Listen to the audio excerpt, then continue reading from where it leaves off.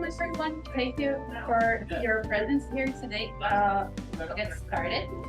So my name is Cattani Perroni, and I'll be the moderator for the session today. For the next hour, the presentations will invite us to reflect on the question that you've named to the session, that is, how can collaborative legal education initiatives empower English-speaking BIPOC youth? And we'll hear from 4 presenters who will discuss their experience working collaborative to co-create and co-facilitate an interactive learning about municipal government conceived to foster English-speaking BIPOC youth civic engagement. So the creation of opportunities to BIPOC youth to experience civic engagement was a key element of this interactive learning. As presenters will further develop, in this roundtable, we explore the idea that learning about civic engagement can be an opportunity for youth's empowerment, not only individual empowerment, but collective empowerment. And that is because through their civic engagement, youth can foster their community's vitality, as civic engagement amplifies a community's ability to voice and act upon their concerns. So as we know, English-speaking communities in Quebec are in a minority position, and this can pose challenges to civic engagement. English-speaking BIPOC youth are minorities within these communities, which presents further intersecting challenges regarding civic engagement. So in this section, we are invited to reflect on the idea that supporting English-speaking BIPOC youth civic engagement is integral to English-speaking communities' vitality in Quebec. We hope that this roundtable today works as a space for reflection on the conception of collaborative work and education initiatives that consider the motivations and needs of English-speaking BIPOC youth, that truly centers their perspective in the learning experience. So we'll hear from the 4 people involved in this education initiative. So Rebecca Shur from Éducaloi, I'll present them later a bit more. Alex Pettem from Y4Y, Stephanie Valenzuela from City of Montreal, and Chad Walcott from PERT. So Rebecca is a plain language specialist and translator at Éducaloi. She creates legal information and legal education content primarily for Quebec's English-speaking communities. And Rebecca has degrees in communication and law and is a member of the Bureau du Québec. Alex Pettem grew up bilingual in Montreal with a French-speaking mother and an English-speaking father. Fascinated by politics and driven to community engagement from a young age, Alex completed his master's degree in political science at the University of Montreal and is now the executive assistant at Y4Y Quebec. Stephanie is a first-generation Filipino-Canadian, born and raised in Côte-des-Neiges, a graduate from McGill University in Political Science and International Development. Stephanie has focused her efforts on nonprofit organizations and community initiatives at the international and local level. And Stephanie is now the city councilor for the district of Darlington in CDN and DT. And Chad Walcott is a community engagement expert with 10 years of experience in politics and social development. Over the course of his career, he has a number of civic engagement workshops and managed several social impact campaigns. From 2019 to 2021, Chad worked at the City of Montreal and was responsible for advising officials on policies related to economic and social development, as well as helping citizens to navigate the municipal bureaucracy. So now we'll start with the presentation. So I invite Rebecca to talk. Thank you, Thais. Thank you all for coming here today. If I speak like this, well, okay. There we go. Why not? This is even better. Now I don't have to strain. Okay, so yeah, thank you all for coming today. We're going to be talking about a specific project that we did today. Before I do that, I just want to give a bit of background on Éducaloi for those of you who aren't familiar with it. So Éducaloi is a legal information and legal education nonprofit that's been around since the year 2000. We are independent from the government, although we receive some government funding, and some of our organizational values that we're kind of, Relevant to this project include collaboration. We're always looking for opportunities to work with others and share complementary strengths, and neutrality. Éducaloi tries to reach all people in Quebec and respond to their needs. That's obviously a tall order. You know, if you think about an issue like renting, you have tenants and you have landlords, and their needs are probably going to be pretty different. But we do try our best to offer tools and resources for people on both sides of that legal issue. That's one example. That's kind of our approach in general. And I am one of the lawyers on the team who works on content for Éducaloi. So our mission has two parts. The first part is to explain the law in everyday language that's easy to understand. And the second is to help people in Quebec build legal skills, meaning the ability to recognize and respond to life events that are legal in some way. So if I go back to the example of renting an apartment, there's legal information that you might need to know to be able to navigate that situation, but there's also communication and negotiation and conflict resolution skills that are really important to be able to navigate renting issues successfully.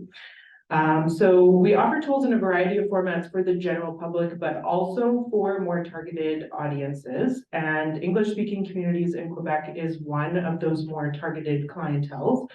We say communities plural because, of course, there are many communities within the English-speaking population in Quebec. There's people coming from other countries, there's people coming from other provinces in Canada, and there's people who have grown up here. And so someone who is part of the minority language community, as Thais mentioned, may also be part of a different minority community, for example, a racial minority. And basically with this project, we wanted to make special efforts to reach Black, Indigenous, or person of color youth communities in Quebec, because we felt that some other stuff that we had done may not have been responding to their needs or may not have been presented in a way that would work for them. And we really wanted to fill that gap and offer them something that was tailor-made for them. And we knew that, you know, it would be important to work with external collaborators, first to better understand the lived reality of these minority communities, to make sure that we could adapt the content that we were creating to their specific needs. So without further ado, I'd like to talk a bit more specifically about the project that we all worked on together and that this roundtable is about. And it was called the My City, My Voice workshop. So I'm just going to move to the podium because we would like to show you some of our facilitation materials so that you have an idea of a bit more of a concrete understanding of what we're going to be talking about. That's always helpful. The My City, My Voice workshop, it says a date in March and it says BGC Dawson because this was the first time that we presented this all together. So I just took the presentation that we had used and I'm just going to show you some of it for your context and understanding and things like that. So the mandate for this project, I actually feel like I'll be more comfortable this way, was to provide tools. And before starting work on the content, we did do a consultation of Black, Indigenous, and person of color youth communities to understand some of their legal information needs, priority issues that they would like tools for. And one of the legal issues that was suggested by that consultation was democratic participation. And we had to figure out what that meant, first of all. I mean, we had information from the consultation of what that meant to the people that attended the consultation. But we also had to figure out how to address it in a useful and fun way that would be adapted to youth. So in order to do this, we collaborated with others. Alex, Pettem, Stephanie Valenzuela, and Chad Walcott. We also partnered with organizations in the community, Dawson Boys and Girls Club, and the Black Community Resource Center to present the final product, which was an interactive workshop. And so what we came up with all together was a workshop where youth participants get to role play in a mock city council meeting. So each participant got to play a role. They were either an elected representative, a city employee, or a member of the community. And before the workshop, the participants got to choose a topic that they wanted to debate during this mock city council meeting. And this time they chose better community access to mental health services. That's what they wanted to talk about. And so we gave them worksheets and scripts to help them prepare for their specific role during the activity. And then we simulated a mock city council meeting where everyone had their say. The community members had time to present their positions on this issue of needing more access to mental health services in the community. Then the city employees got to kind of say, well, you know, this is how we could maybe make this suggestion work, or this is the pros and cons of what this person is proposing versus what that person is proposing. And then the people playing elected representatives had to vote on what they were going to do about the topic at hand. We also, I'll maybe just show you how that came together first. That part of the workshop. So we had the scenario that we presented them with, that a new space had become available in the Borough of Youthville. Was it going to be used for mental health or physical health? And then everyone was given a role to play to help decide. And so we gave a bit more of a detailed scenario to each person participating in the activity, with some little tidbits that they could maybe use to, you know, support one side or the other. And then the different roles, we sort of explained in real life what sort of defines that role in a city council meeting in real life. And then each role got a personalized worksheet that had questions that would help them sort of get into their role and be able to play it during the mock city council meeting. And then we all came back together after a bit of a break. We had an agenda that we proposed for the mock city council meeting, and then we had a script that everyone had to kind of help people follow along. And we did a few of the formalities, like approving the agenda and, you know, calling things to order for vote and things, because part of this was helping youth understand how city council meetings work. But we also adapted it so that, you know, there was the fun stuff. Everyone had some flexibility in how they wanted to present what they had worked on in their small groups for their role and things like that. Then we did a bit of a debrief, and then again, just to make sure that it really connected with people's reality and what they were doing in real life. We had a second part after the mock city council meeting where we had created a web guide that presented some key information about how to get involved and have your say in real life. So how do you find out who your elected representative is? How do you contact them? How do you find out when and where city council meetings are happening? How do you access them? How do you ask questions? How do you do a petition? Those sorts of issues. So we had like a web guide with the information, and then we just did like an open book style pop quiz where we had some questions. The answers to the questions were always in the web guide, and whoever could like scroll through the web guide and find the answer the fastest would like get a little candy or something just to make it fun and competitive. But everyone got candy in the end. You just got candy in advance.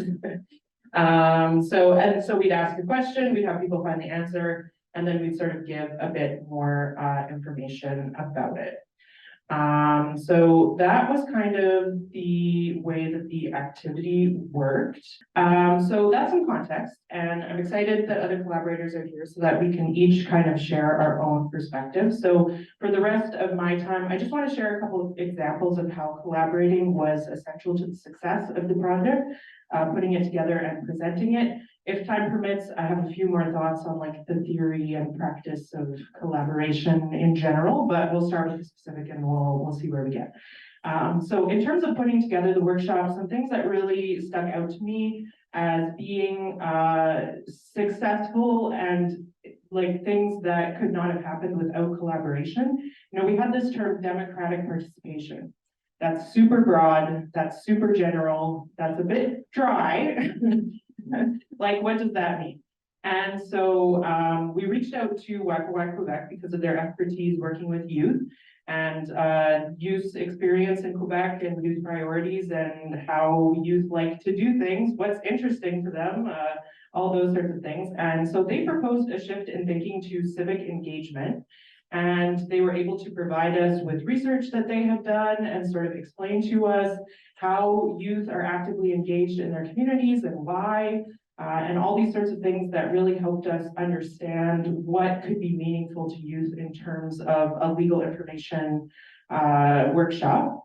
They also proposed focusing on municipal government, which was helpful to kind of have a frame. And that is really an avenue that is more accessible, perhaps for youth than, you know, things like provincial or federal government. There are youth councils, of course, but we were really excited by the suggestion to focus on the local community, something that's very immediate, something that's very accessible. Where do you go every day? What's happening there? What do you care about? Let's give you the tools to do more, to be engaged with those types of issues. And YPY Quebec also connected us with Chad and Stephanie and the Dawson Boys and Girls Club and the Black Community Resource Center. So it was just so exciting to see that once we sort of opened the door to collaboration, our collaborators kept opening more and more doors and just pulling more and more people into the project to make it really rich and really successful. And Chad and Stephanie, not really mentioned much of your role yet, but it was definitely essential because, you know, at Éducaloi, we have areas of expertise where we have a lot of experience. The mechanics of municipal government is not one of them. So, you know, I did my work, I did my research, but Chad and Stephanie's expertise about how city government works in real life was essential for us to be able to sort of take the legal information that's, you know, publicly accessible and just kind of link it to the practical realities of the day-to-day. And they contributed ideas as well for what information might be most important to bring up. So petitions, I know that was Chad's a big thing. So, you know, we'll see if he has some more things to say about that. And so then after that, we took all of the ideas, we took the input, and then Éducaloi does have expertise in sort of like taking information and transforming it into like an activity and into a final product. So that's kind of where we took the lead in terms of putting together the workshop, the facilitation materials, the accompanying web guide. But for sure, even the idea of doing a mock city council meeting, that was Y4Y Quebec's idea that we ran with. So you can see how it's all very interconnected and collaborative. And in presenting the workshop as well, you know, I've already mentioned that we partnered with community organizations each time to make sure that we were reaching the target audience for the workshop. The participants chose the debate topic and they were in control of the outcome of the mock city council meeting. So that's a way that even the participants collaborated in the activity and how it turned out. So that's exciting when we're able to achieve a tool that works that way. And, you know, Y4Y Quebec is just so good at making a connection with youth and drawing them in. And the participants really lit up when listening to Chad and Stephanie talk about their jobs and how they got there and what they're passionate about. And I just really felt like they were inspired to consider city government as a career. So in terms of the feedback that we've gotten from the workshops that we've done so far, in answer to the question, what was the most useful thing you learned? Participants commented on how to get in touch with elected representatives and ask them questions, what a city council meeting looks like, and how to participate in a petition. And in answer to the question, how will you use what you learned? Elementary and secondary school age participants talked more about using what they learned to contact city government if they had a problem.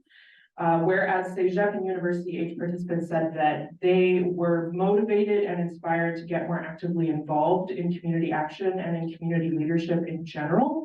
So that's an interesting takeaway, and it makes sense with like what we know internally about the theory behind education.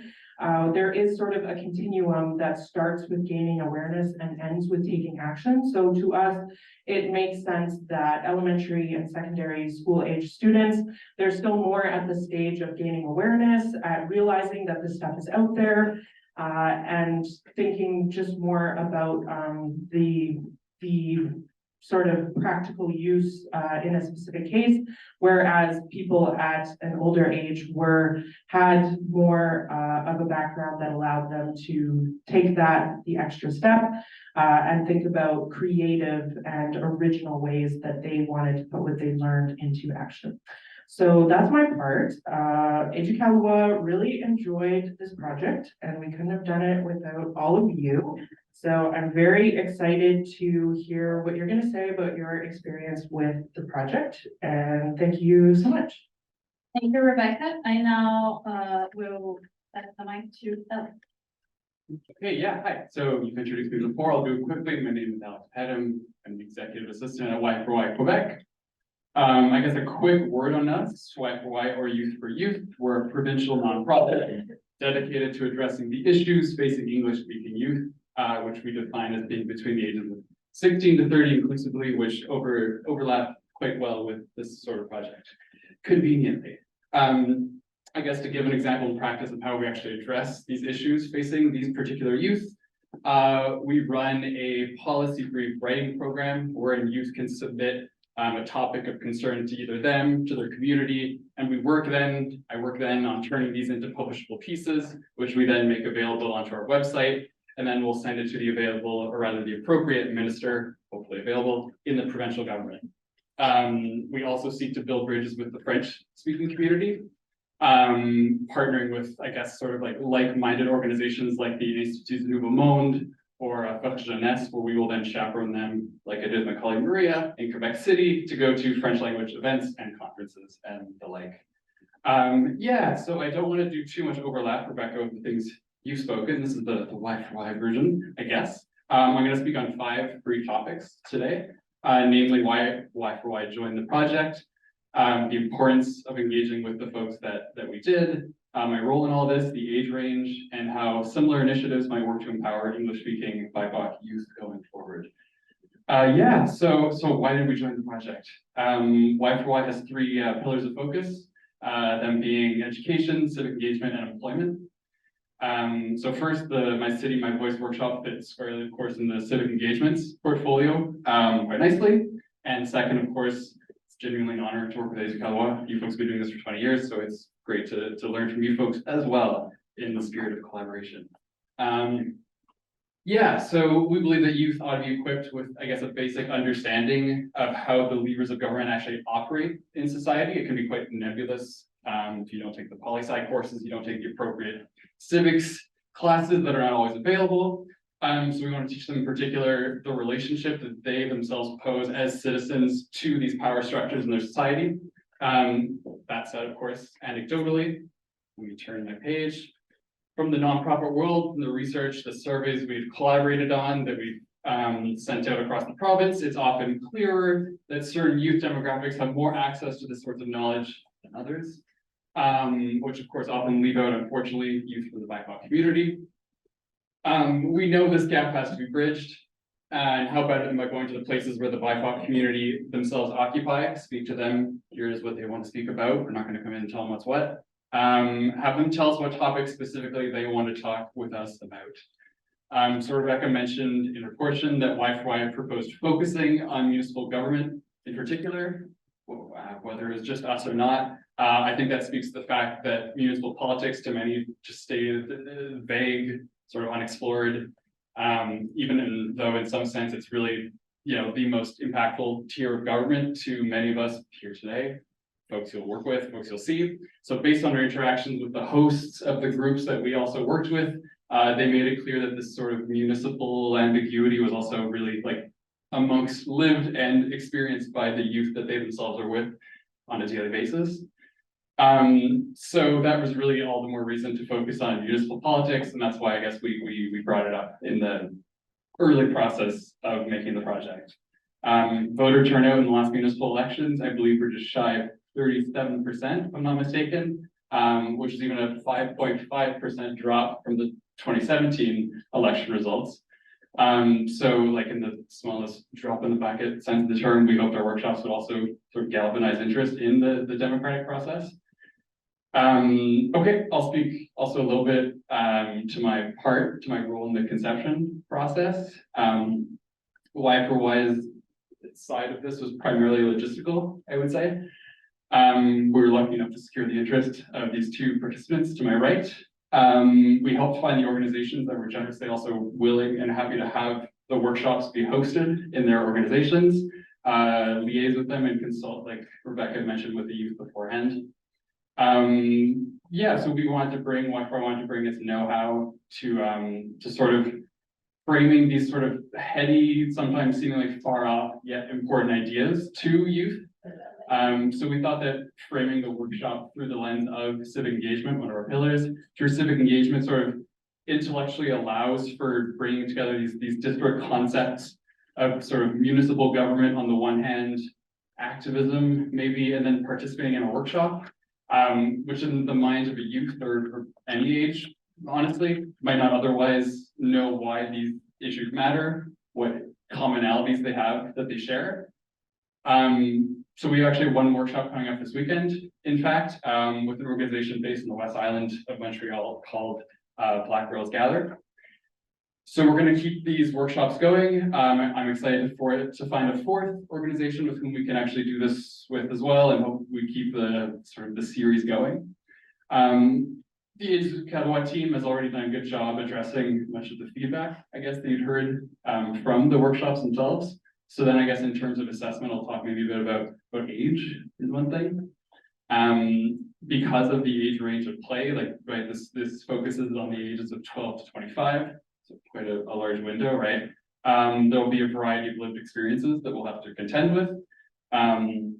A youth in grade 7, obviously, will have a different approach to these sorts of issues as a 25-year-old would, that goes without saying. I guess separately, that's something that Y4Y often has to take issue with when we go on tours and we'll do events around the city or in the province.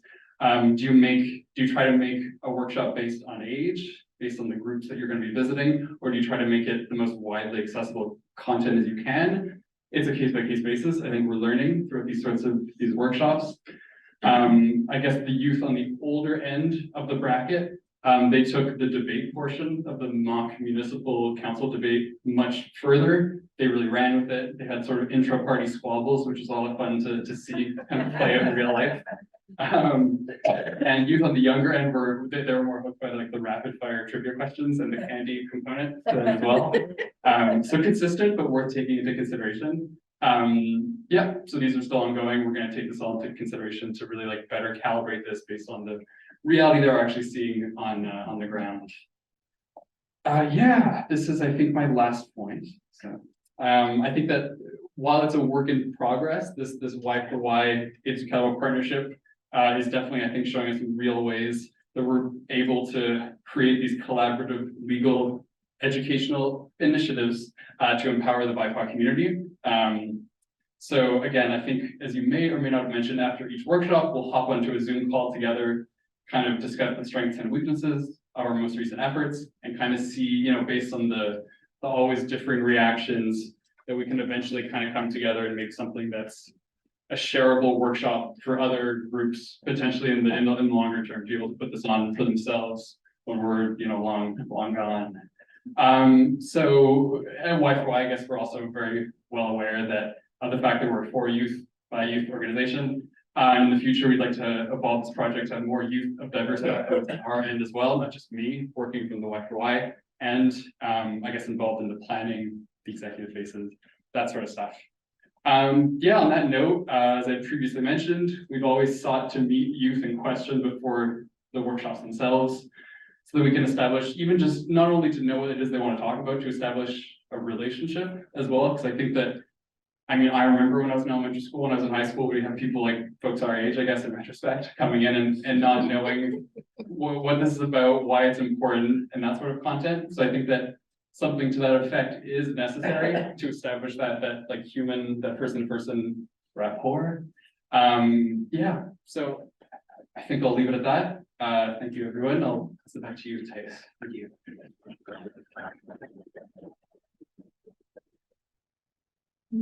I now invite Stephanie to talk.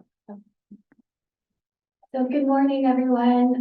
Thank you for your presence here this morning. My name is Stephanie Valenzuela, and as mentioned earlier, I am a first-generation Filipina Canadian. I'm going into my third year as a city councillor, so it's my first mandate. I'd like to start by saying why I got involved in this project in the first place. The moment I was contacted by Alex, Rebecca, and they brought in the idea of collaborating with them, I immediately said yes. Why did I say yes? Because as someone that represents which is 75% immigrant background population, we have around 180,000 residents that we represent. That's the same population as Sherbrooke City. And I was born and raised in that neighborhood. So growing up, I always saw how low the participation rate was in my borough, specifically in my district of Darlington, and how diverse the backgrounds are. So often, because there's a lack of democratic participation or engagement, or even a lack of understanding what the resources are in the borough, you don't get to hear what their opinions are, what their struggles are, how we can improve their day-to-day. So as soon as I got into my mandate as a city councillor, that was probably the first thing I wanted to tackle, getting involved and speaking to the youth, because by speaking to the youth, they are also going to be able to relay that information to their parents, to their community, to their surrounding, and it would help them as well get informed on how they can participate, Earlier, Alex mentioned that there was a drop in the last municipal election in terms of participation. So I can say for sure that in the borough of Cattani and in my district of Darlington, we only had 28% participation. Very, very low. And that's a historic thing. It's always been that kind of situation in Cattani because it's a transitional borough. There's a lot of people that come in, come out, and not everybody pays attention to how you can get your voice heard. So I think that this is an important project initiative, and I hope to see it in many, many more community organizations, in schools, and whoever would like to, take part in it. The other thing that I wanted to mention specifically, as I said earlier, yes, I am Filipino Canadian, born and raised here, but I also represent a lot of Anglophone and Allophone communities. Many of the communities that I represent are in the Allophone bracket, despite them being majoritarily Anglophone. And because of this, they don't often get the same services or access to services as a historic Anglophone would, right? And that's really the struggle that we are having now as a municipal government, how to ensure that all communities get access to the information that they should be receiving. And so with these kinds of initiatives, when you inform the next generation of how they can voice their concerns, the tools that they can use at the city level, you're really getting them ready to, be the next active generation that will truly partake in how we can make our city, our province, our country better. And I believe that the only way to push people to care is to care yourself and to get involved in as many initiatives as possible. So again, this is my first mandate, and I hope to do this more often. What I can say is that I am starting to see in the new generation in my district, whether they're Sri Lankan, Filipino, Jamaican, whatever background it is, they care now. They're asking questions. Maybe they don't fully understand what the difference is between municipal, provincial, and federal. And we need to do a better job at explaining that and reiterating where our jurisdiction lies.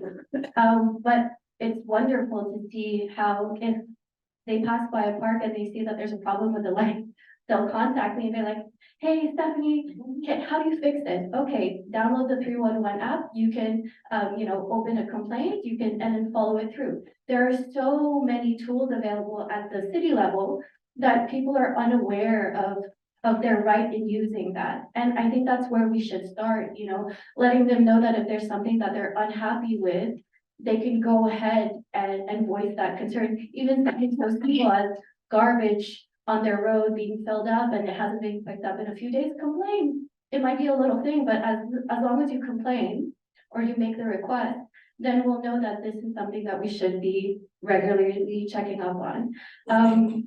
Yeah, so I think that my work with Rebecca, Alex, and Chad was very insightful, and I hope that we can continue this collaboration going forward. So thank you for having me this morning.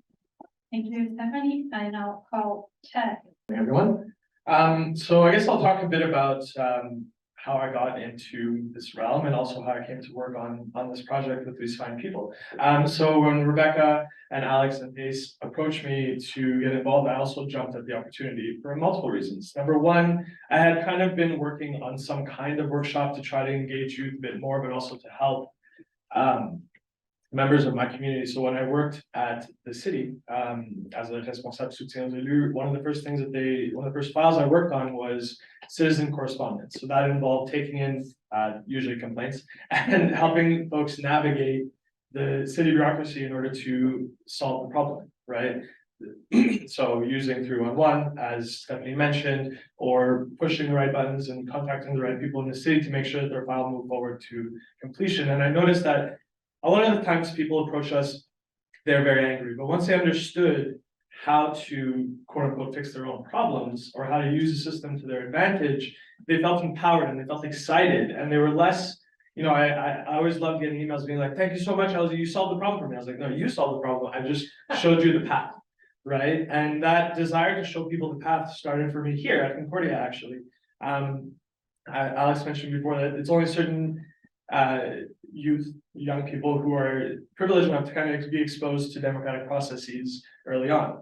I'm kind of a case study of that insofar as I was blind to anything that was politics until I got to university, and I happened to see one of my friends based on a poster, and I was like, how do I do that? And it was kind of a good decision for me because that opened the world of politics and policy and governance and bylaws and all these things that I'm now like a big nerd about, to open them up to me, right? And kind of show me the path. But I wished right away, once I was kind of enlightened, that I had had that information sooner.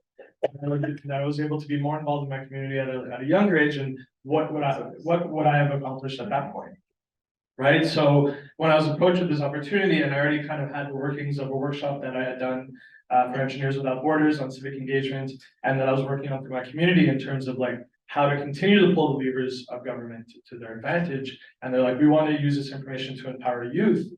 I jumped at it. And then even later, I don't know if it was right away that you told me or after, but then they informed me that I was at the Boys and Girls Club at the Dawson Community Center. And I had actually worked there after leaving student politics and kind of got involved in that community. So for me, it was a bunch of things coming together at once.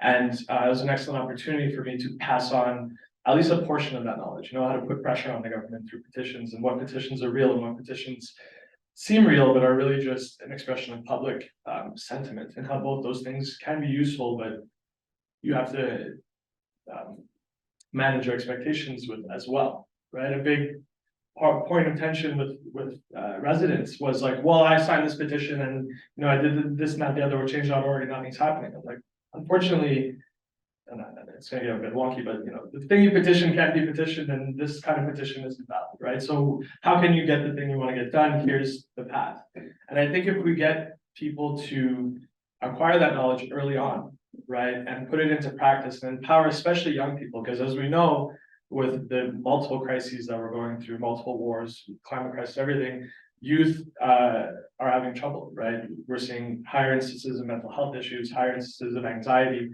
I think that one small piece of helping them navigate that is to empower them. And even at the municipal level is the perfect place to start, because as we mentioned, it's the most direct place that citizens can have an impact and influence on policy that affects their day-to-day lives.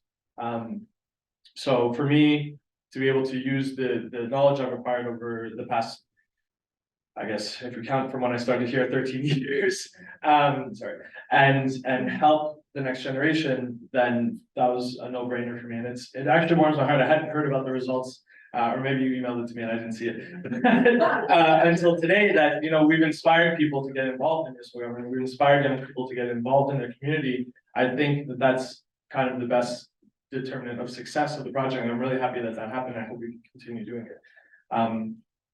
So yeah, so that's kind of how I came to be in the project, what my motivations were, if I can lend a hand in the future, I will gladly do that. So, thanks. Okay, thank you, Chad, and thank you all for your presence. This was the final presentation, and now we have some time for questions.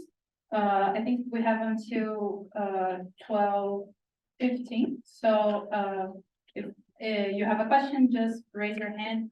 Maybe okay. I just want to know how many students were involved, in your project. Yeah, so we've done it twice. We've put on 2 workshops now.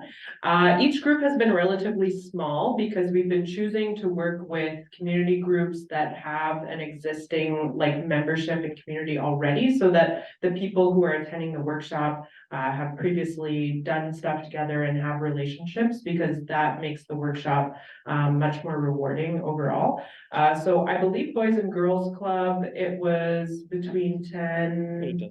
Yeah, about a dozen the first time that we did it, and then the second time we did it, it was perhaps a bit smaller yet. It was maybe more like 8 to 10. So small groups, just because of the audience that we want to reach and the atmosphere that we want to have in the room. But like Alex mentioned, we're testing. We created it, we did it twice, we're going to do it a 3rd time, but this isn't the only way that we could be doing this. So we are hopeful that over time, once we've tested it a few times and we feel that we've perfected it, that we can maybe find a way to adapt it so that other organizations could take it and be doing it themselves in the way that they wanted to. Or schools is another avenue that we thought about, but it just logistically, it would be quite a different endeavor to sort of partner with a school and have like a huge school-wide event, for example. But we might look into coming into a few classrooms in the future. Éducaloi has other workshops that we've designed for teachers to do in their classes. Éducation juridique, or legal life skills, is kind of our branch for teacher tools. So we do have some connections there potentially to do that. Just a follow up on that. Before I ask my question, I just want to thank you. I think this is a very relevant and important project, and when you were all speaking, it was very important to recognize the intersectionality of so much of what all of you raised. And I know you're speaking specifically about BIPOC youth, so racial marginalization is certainly something we would want to have more.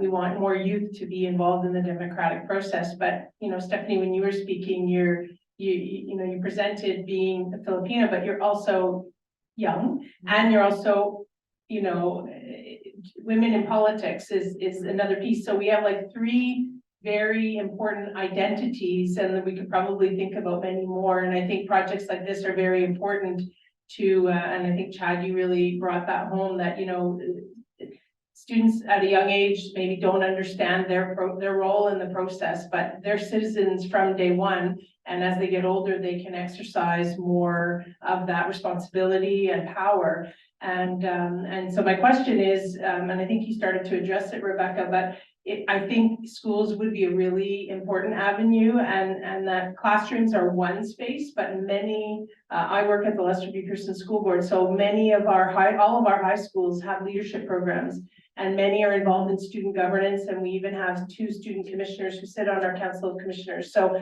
even though it would be a bit daunting to think about going into a high school of 1,300 students, there would be places of entry. I would think we have natural leaders in all of our high schools who are involved already in democracy and school elections, and all the way up into school board elections. And I think I've taken note, and I think our Central Students Committee, which gathers 2 students from each of our high schools, would probably be very interested in doing some of the activities that you've already prepared, and maybe even creating others. We are seeing a trend that the young people really want to make a difference, and that they're not accepting anymore the response, well, that's what the rule says, that's what the policy says. They're saying, okay, then let's change it. So there's a huge appetite for how do I get in and change it? And to your point, Chad, it's about guiding people to not put effort in things that are not going to yield fruit. Like, don't write a big long letter if it's never going to land in the right person's hands, but with the right guidance from the educational tools that exist in the legal instruments, it's really empowering when you see like, oh, we asked for this, we got it because we went and knocked on the right door. So keep up the great work, and please keep thinking about ways to engage with the educational community, certainly at the high school level. I'm sure CEGEP in universities as well, but I think we see a lot of students that have the confidence now, grade 10, grade 11, they're very eager to be involved in the democratic process. And I think ultimately that will just help people participate more in municipal, provincial, and federal elections, and hopefully school board elections too. Absolutely, yeah.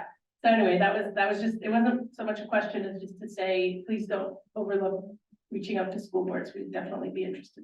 No, not at all. Thank you for the invitation. We are definitely interested in that for sure. I was a part of the leadership program 20 years ago at Lester B. Pearson with PCHS. So Okay.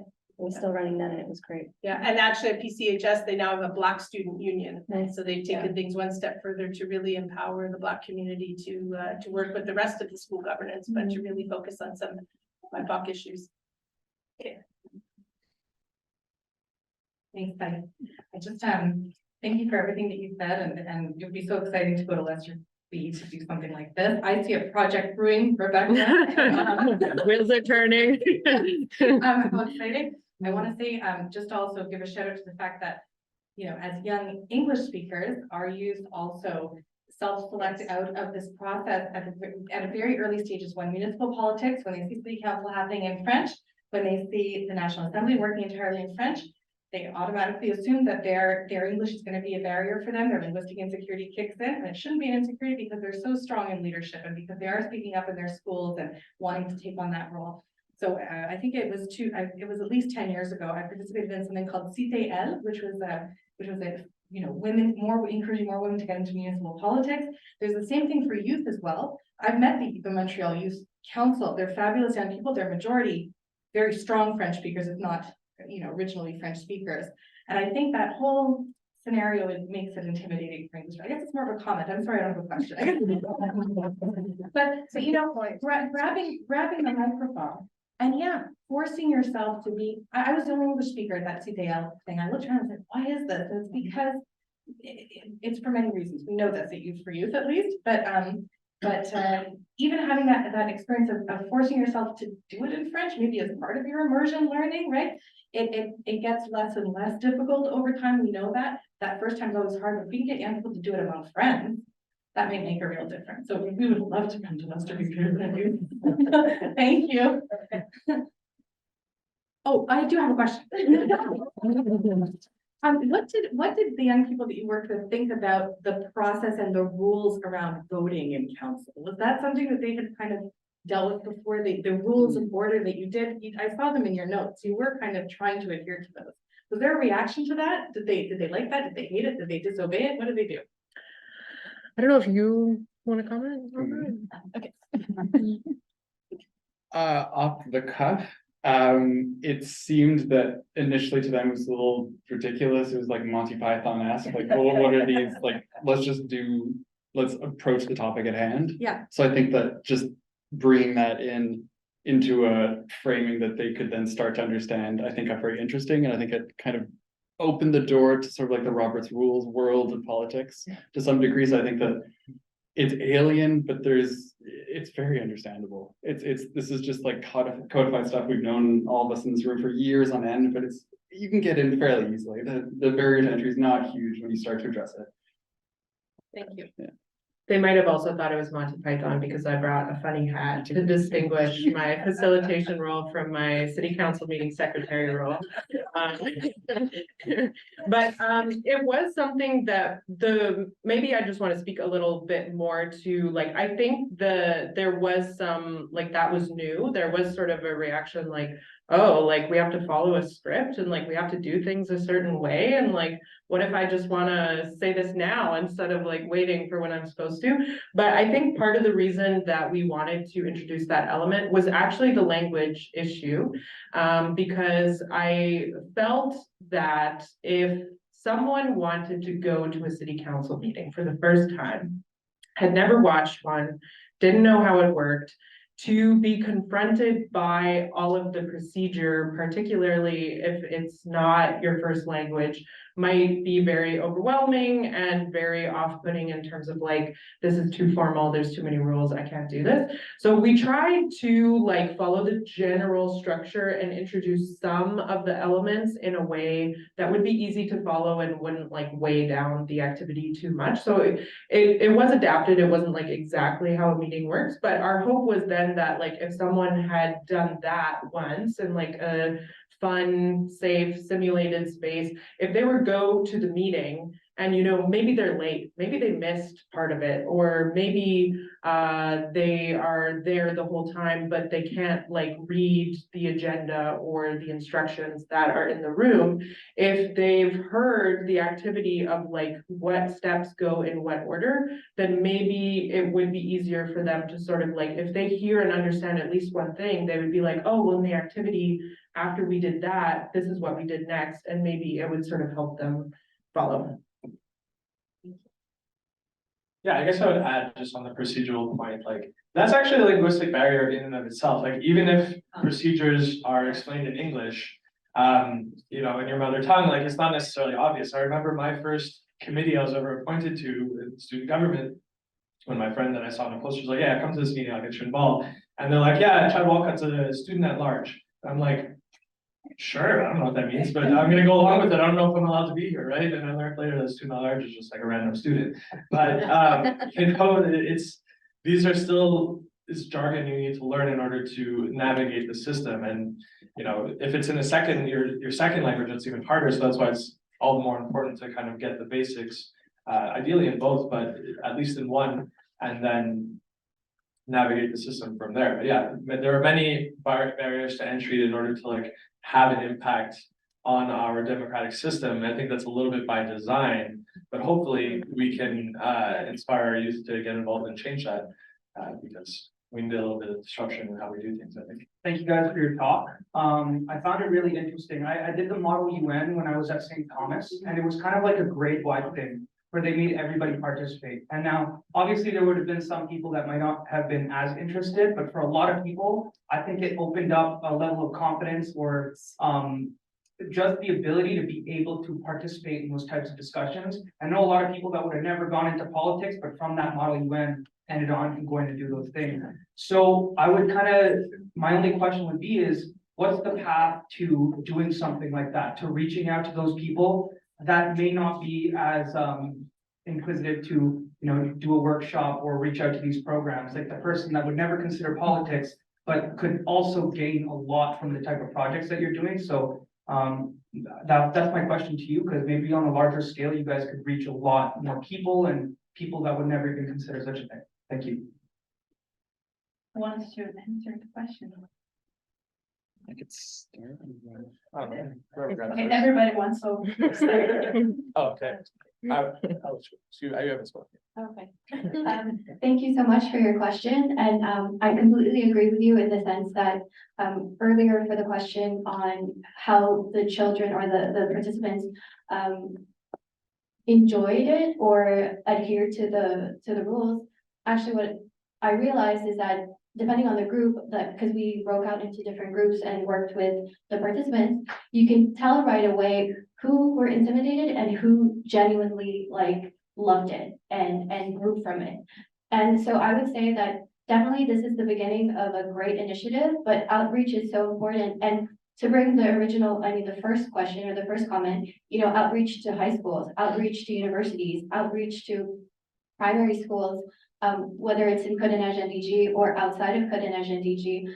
I think that's the best way to reach as many people as possible. I don't think you're ever going to get a 100% participation if that's difficult, but whoever feels as though it's a safe space, and if they hear those comments from other past participants, you'll have a higher rate possibly of people that would want to join and look into it. So I think that they're on a great path to getting more people involved, and you know, having these kinds of discussions here with you all here can also bring in better ideas on how we can get other people to participate. And again, this is something that should be for all ages in the youth sphere, whether you're in primary school, high school, CEGEP, or university. And given, you know, the political situations that we're living now, especially at the provincial level, this is a time for us to, you know, start figuring out who are our allies, who wants to step up, and who wants to be vocal in terms of protecting our rights. And I guess to add to that, I would say, yeah, we need to increase promotion, we need to increase outreach, especially to demographics that we tend to not reach out to, right? Like, in my experience, looking back, the people who were involved in these bodies tended to already be kind of higher performing students, already kind of like aware of the extracurricular things. I wasn't one of those students. I was a very average student, you know, so I wasn't exposed to the IBP programs or the leadership programs or these things. It was like, do your homework, right? So I think we need to specifically outreach to those youth and get them involved. I think, cough, speaking to the funders in the room, we need to make more funding available for these kinds of programs so we can expand them. Right, I think we have a great program that's starting here and something that should be invested in, something that should be grown and expanded so that more and more youth have the opportunity to be exposed to these kinds of things, even if it's just like in a couple of workshops, right? The more we can put a spotlight on these processes, on the importance of them and how to demystify these things and get people involved, I think the more we can increase civic engagement writ large, right? We're talking about in youth, but the youth will, you know, grow older eventually, and hopefully we will, yeah, get people more engaged in politics, which was, at least when I was growing up, and still largely a taboo, right? We were told you don't talk about politics, sex, or drugs, right? But we have to talk about politics. We have to be able to engage in conversations with one another, because otherwise we kind of drift towards what we're seeing now, a more tribalistic, anger-based exchange on issues that are really important to our society. So we need to teach each other how to talk to one another, but also then how to navigate these systems effectively. I guess bringing it back to our workshops a little bit too, we decided to go to these places in the first place. So it's not a cheat in that respect, but more that we know it can be hard on the basis of talking about like democratic institutions, that sort of content, to get kids necessarily to come. So I think it's a good way to start and then go to these places like BGC Dawson, where, you know, the kids may not have signed up initially, but happy they participated and happy they did the workshop with us. And I guess there has been a decline in the interest in political parties over recent years for how to channel youth's like activism. So I think reframing a lot of these sorts of workshops we put on to, you know, civic engagement, other wordings that they themselves have this activist kind of drive already within them. You just kind of need to find frameworks that will kind of meet them halfway. And I think that a lot of the ones we have been using, again, like democracy, democratic engagement, seem to be, you know, maybe less current. And I think we have to keep up understanding the languages that youth speak, as simple as that. Yeah, maybe just, I take that comment, and I think it's very important for us to retain in our future reflections for where we want to go with it, because when I think about the two workshops that we've done, the first one, the people who participated were part of the youth council at Boys and Girls Club at Dawson. And so basically, what I would say, what was cool about that was exactly that, you know, Boys and Girls Club made an effort to include people in the youth council that weren't just the top achievers, weren't just the self-selectors. Like they made a real effort to have an inclusive youth council that represented everyone that participated in their activities. And so that meant that there were some people at the activity that may not have been their first choice, and they were maybe a little bit reluctant, but they found a way to like make it their own and get something out of it. Like I remember there was one kid who was like not super, like would have preferred to play sports, totally get it, totally understand that. But because it was like there's space in the community, will it be used for physical health or mental health? The way that he was able to make the activity work for him was he decided that he was going to be a community member that was in favor of the space being used for physical health. And then he just got to spend the night like creating a character that was awesome at sports and got to talk about how much he loved sports. And so like, that's great. Like, I love that. Like, definitely able to like find a way to make his interests work with what we were asking him to try and, you know, give us a chance. He did. And so versus like when we did it at Black Community Resource Center, I think because it was CEGEP University students and it was like an extracurricular like community organization thing that they were choosing to come to on their own time. I think there was more of a vibe that the people who were there really wanted to be there for the purposes of like civic engagement. So I take your point, and I think schools would be a good arena to sort of include everyone and try to allow everyone to find a way to get something out of it. If that's a little bit different than what our learning objectives were, like that's fine because they're there, they're having a good time, they're like open to it, and that's great. Here, I believe I have a question there, and then we have this one. Thank you. Thank you. More of a comment, John McMahon from Vanier College. I would encourage you also to continue to work with at the CEGEP level. There are two major initiatives that are going on in several CEGEP's colleges. One is EDI, Equity, Diversity, Inclusion. And I think this would fit very well with the student population that are looking for ways to advance their own concerns within the government of institutions. The other one is Indigenous issues. And so for Indigenous students also would be interested in how can they move forward in terms of both truth and reconciliation within the institution. So it's just an offer. Glad to exchange information and link you with the appropriate people at our college and perhaps others that they can benefit from the wonderful work you've been doing. Thank you very much for your presentation and all the work you've done on this initiative. Thank you for the offer. Thank you. I believe I will move on to the next question.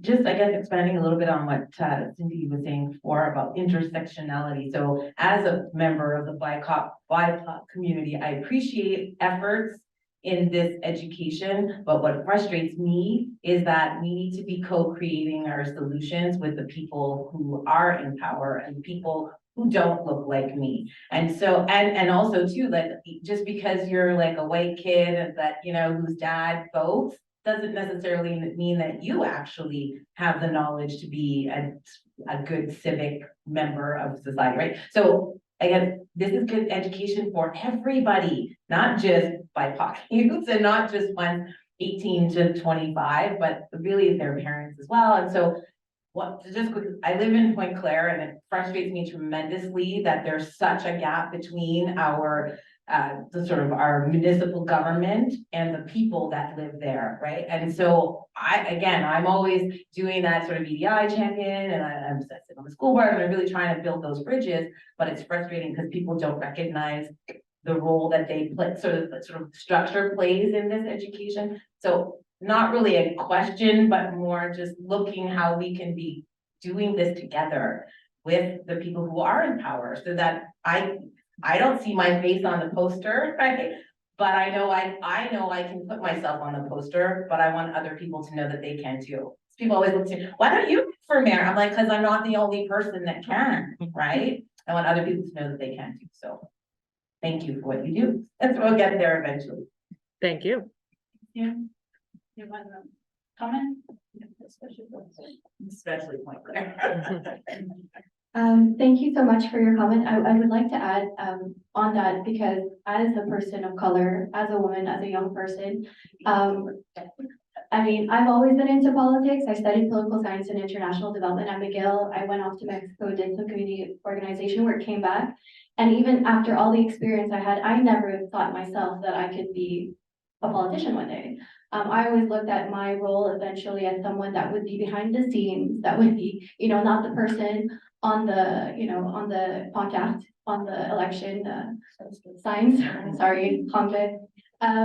So I agree with you 100% that we have to do these kinds of, the kind of work and the kind of conversations with elected people to make sure that everyone knows that they have the right to a seat at the table as well.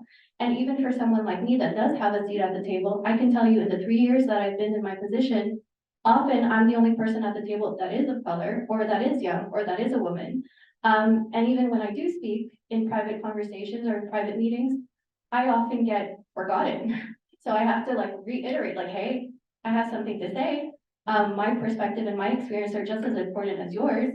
So this is, I think that we're coming to a phase in our society where there is progress.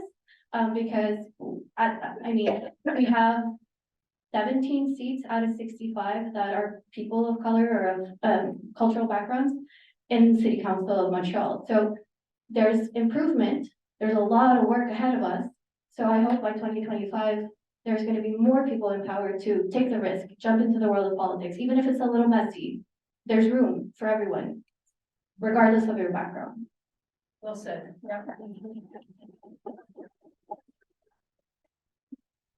And I just wanted to go back to the comment about Indigenous students at Vanier College. It just reminded me to maybe mention that, you know, we developed this and presented this with specific community organizations for specific audiences. And certainly we are open to continuing to find other audiences and to adapt the content to them, because what we've created so far, I would say that if we were wanting to speak to Indigenous students instead of the students that we've already worked with, you know, we would want to really take the time and do the work to adapt the activity to make sure that it worked for them. So that just kind of goes back to the fact that our reason for doing this project was to make sure that we were reaching these different marginalized communities and that we were adapting to each of their individual needs. So even though we've been talking about Black, Indigenous, and person of color youth as a group, we know that within the group, the realities of different communities within that group are so different, and that the activity would have to be different to be respectful and respond to that as well. So that just kind of goes back to the theory and practice of co-creation, that like in order to adapt, we have to continue to be open and flexible. And, you know, we do love the activity that we've created, but we have to maintain that open mindset to, if we went to a new group tomorrow and they told us that doesn't work for us and this is what we'd like to do instead, we would want to make that work. Thank you, Rebecca. Thank you, everybody. Thank you. Oh, okay. We have 1 minute, so let's get to the last question. Thanks. Just one thing about civic engagement. You're talking about marginalized community. What about outside Montreal? Would you try the same type of program with outside in small communities, let's say in Gaspé? What's your answer to the question? I would say yes. I think traditionally we found that outside the island, we need to collaborate with organizations or schools on the ground, and we need to create something that they're able to use, just because in terms of like getting to other regions of Quebec, it's our online tools that we're more able to reach those communities with. And so something like a workshop, we're looking at ways to create something that can be autonomously used by others so that those communities aren't left out. So I would say yes, one day, future phase, if we can adapt the tools into something that can be used independently.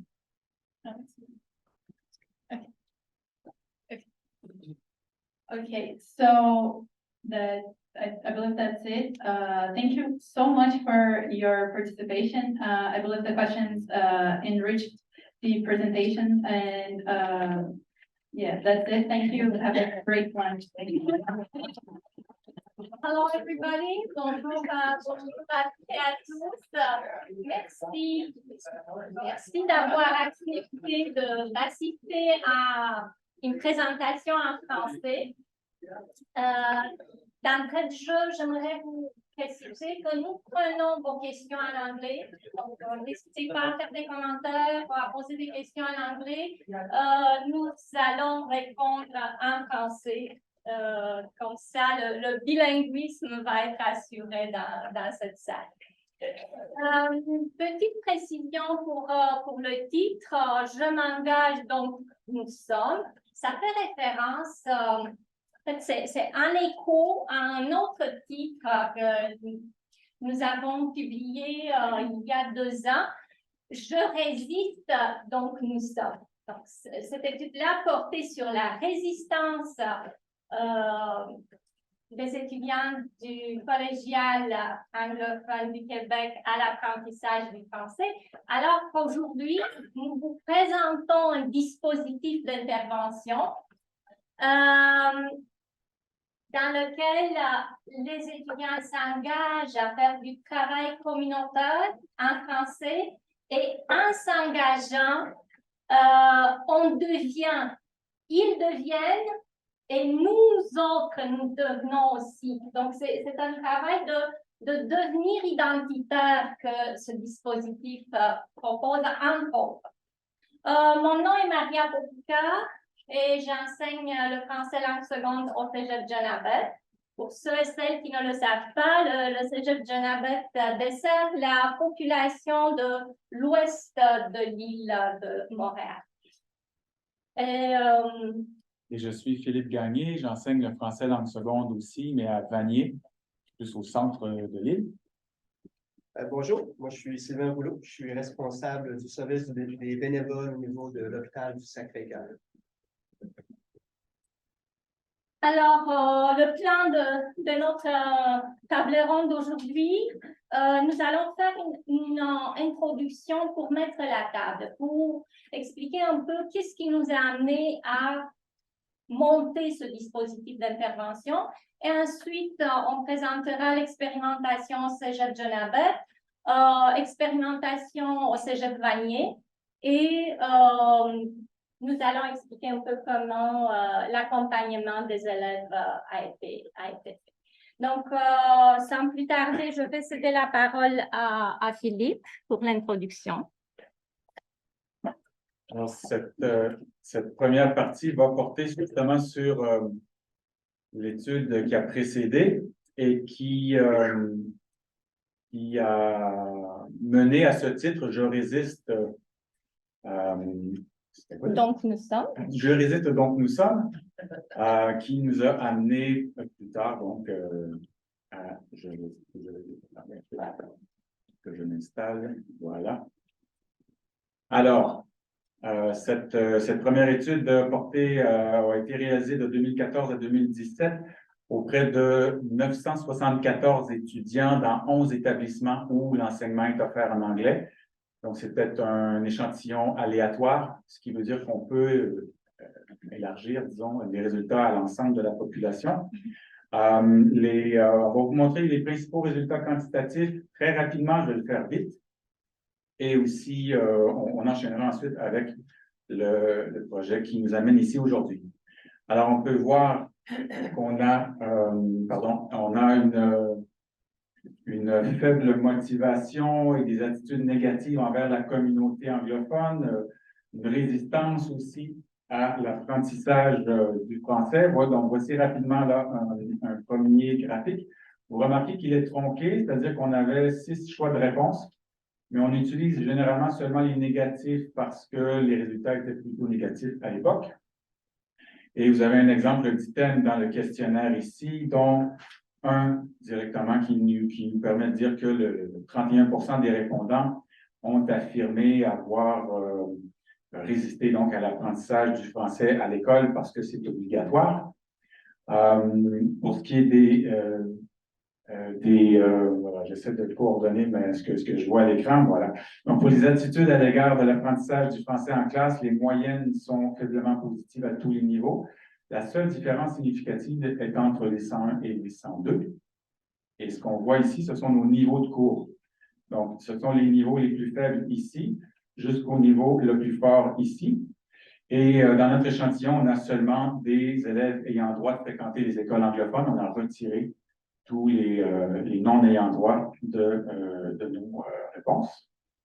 On s'intéresse maintenant au nombre d'amis francophones en nous appuyant sur la recherche en psychologie sociale. Nous avons tenté de voir si l'amitié entre les groupes pouvait avoir un effet positif sur les variables associées à la motivation de nos étudiants. Nous leur avons demandé combien d'amis francophones ils avaient et combien d'heures par semaine ils parlaient français avec eux. La théorie des contacts intergroupes montre que l'amitié intergroupe est un facteur déterminant dans la diminution des préjugés. Tout d'abord, pour le nombre d'amis francophones par niveau dans notre échantillon, les niveaux 102 et 103 ont significativement plus d'amis que tous les autres niveaux. Ce sont donc les deux niveaux où les locuteurs sont autonomes dans les 4 habiletés, parler, écrire, écouter, lire. Et donc, on a ce qui différencie ces deux niveaux des autres, c'est en particulier ou entre autres le nombre d'amis francophones qu'ils ont. Pour ce qui est du nombre d'heures hebdomadaires à parler français avec eux, on voit une augmentation aussi selon le niveau. Quelles sont les principales raisons de la résistance à l'apprentissage du FLS selon nos répondants? C'est à partir de 750 réponses à des questions ouvertes. On a analysé le contenu de ces réponses. Et on voit donc l'obligation d'apprendre la langue, le contexte politique, un enseignement peu stimulant, des contenus répétitifs, l'absence de progrès, trop d'accent mis sur la grammaire, l'influence du milieu, la famille aussi, une anxiété causée par un environnement francophone exigeant, voire arrogant, la difficulté de la langue comme telle, l'intention d'exil qui corrobore d'autres études qui ont été faites dans le milieu, l'absence d'explication relative à l'importance d'apprendre le français. Donc, par exemple, on ne m'avait jamais dit que c'est important d'apprendre le français au Québec, probablement parce qu'on vit dans un milieu où il y a peu de francophones à ce moment-là. La perception de l'inutilité de parler français, l'anglais étant jugé suffisant. Maintenant, on vous présente une équation structurelle, donc c'est un modèle statistique qui a une portée prédictive et non pas causale, c'est important, donc on peut prédire que dans les mêmes conditions, on va observer les mêmes résultats.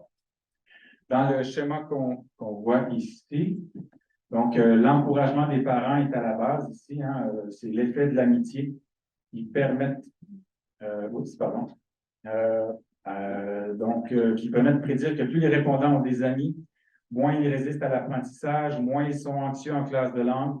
Les liens entre les variables, donc, ne sont pas seulement binaires de l'un à l'autre, mais ils composent une structure complète.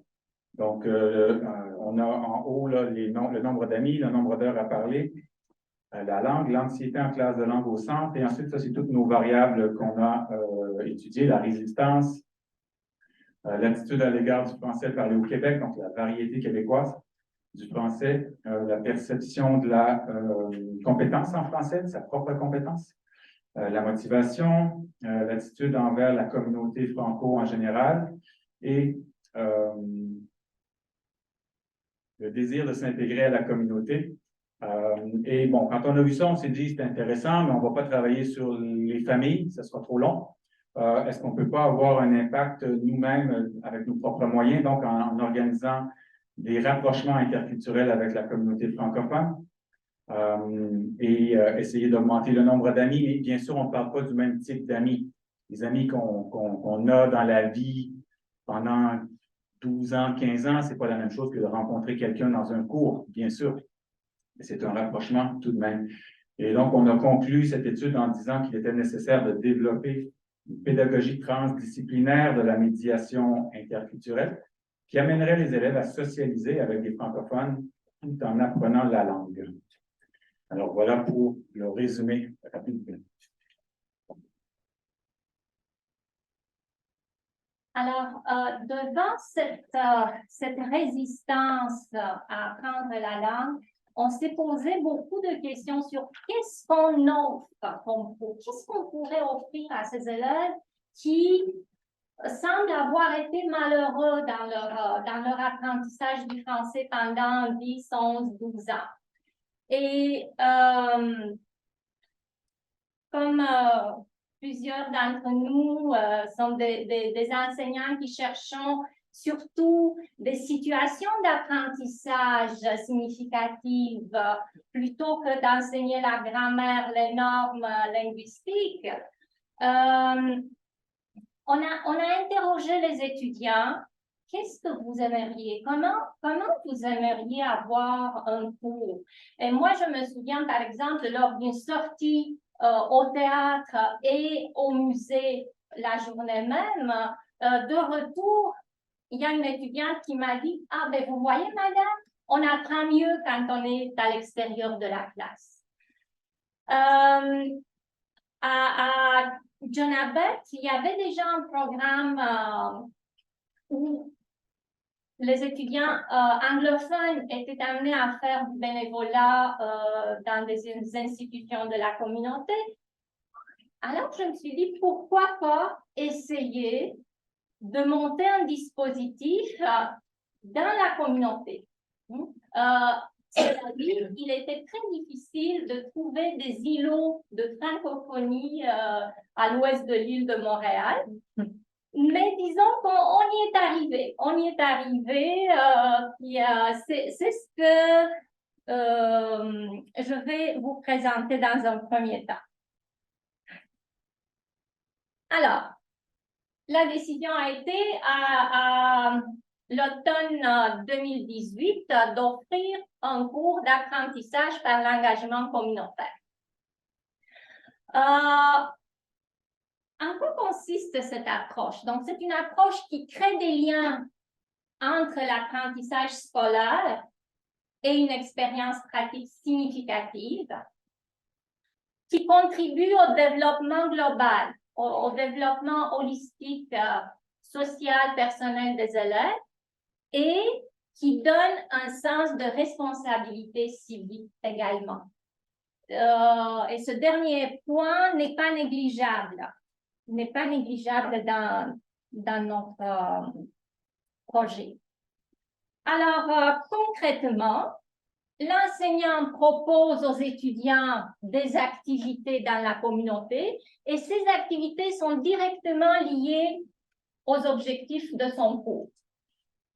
Les responsables communautaires ou les partenaires communautaires agissent en tant que co-éducateurs aux côtés de l'enseignant et même ils participent au processus d'évaluation pour que les apprentissages aient lieu. Et les apprentissages ont lieu dans les interactions que les étudiants ont sur le terrain avec divers partenaires.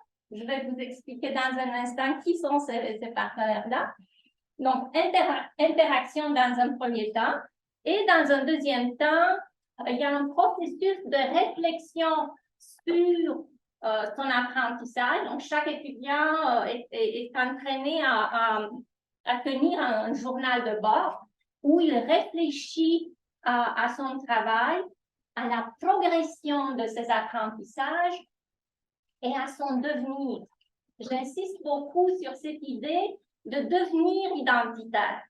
On propose une expérience de rencontre de l'autre. Ce qu'on fait, on provoque la rencontre de l'autre et en interagissant avec l'autre et en réfléchissant au sens des rapports qui se tissent au fur et à mesure que les apprentissages se font. Comme enseignante, je suis j'ai du mal à respirer. Désolée. Alors, comparativement à d'autres formes d'apprentissage expérientiel, comme le bénévolat, le service communautaire, l'éducation sur le terrain ou le stage, l'apprentissage par l'engagement communautaire met l'accent en égale mesure sur l'apprentissage que sur le service rendu à la communauté.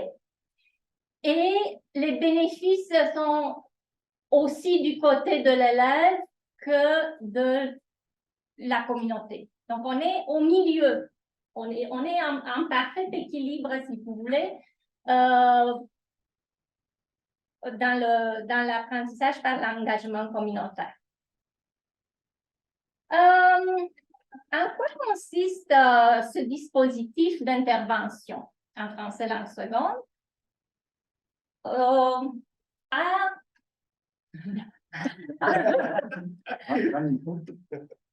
À l'automne 2018, grâce à une subvention de l'entente Canada-Québec, nous avons pu nous concentrer sur comment monter ce dispositif, encadrer les étudiants, mais aussi on a mené un projet de recherche. On a pris des mesures, un projet de recherche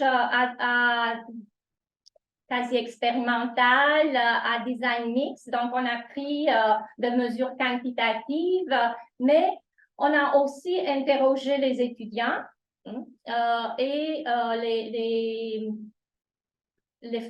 les journaux de bord, le forum de classe ont été soumis à une analyse de contenu. OK, donc le dispositif, un cours de 45 heures sur 15 semaines à raison de 3 heures par semaine.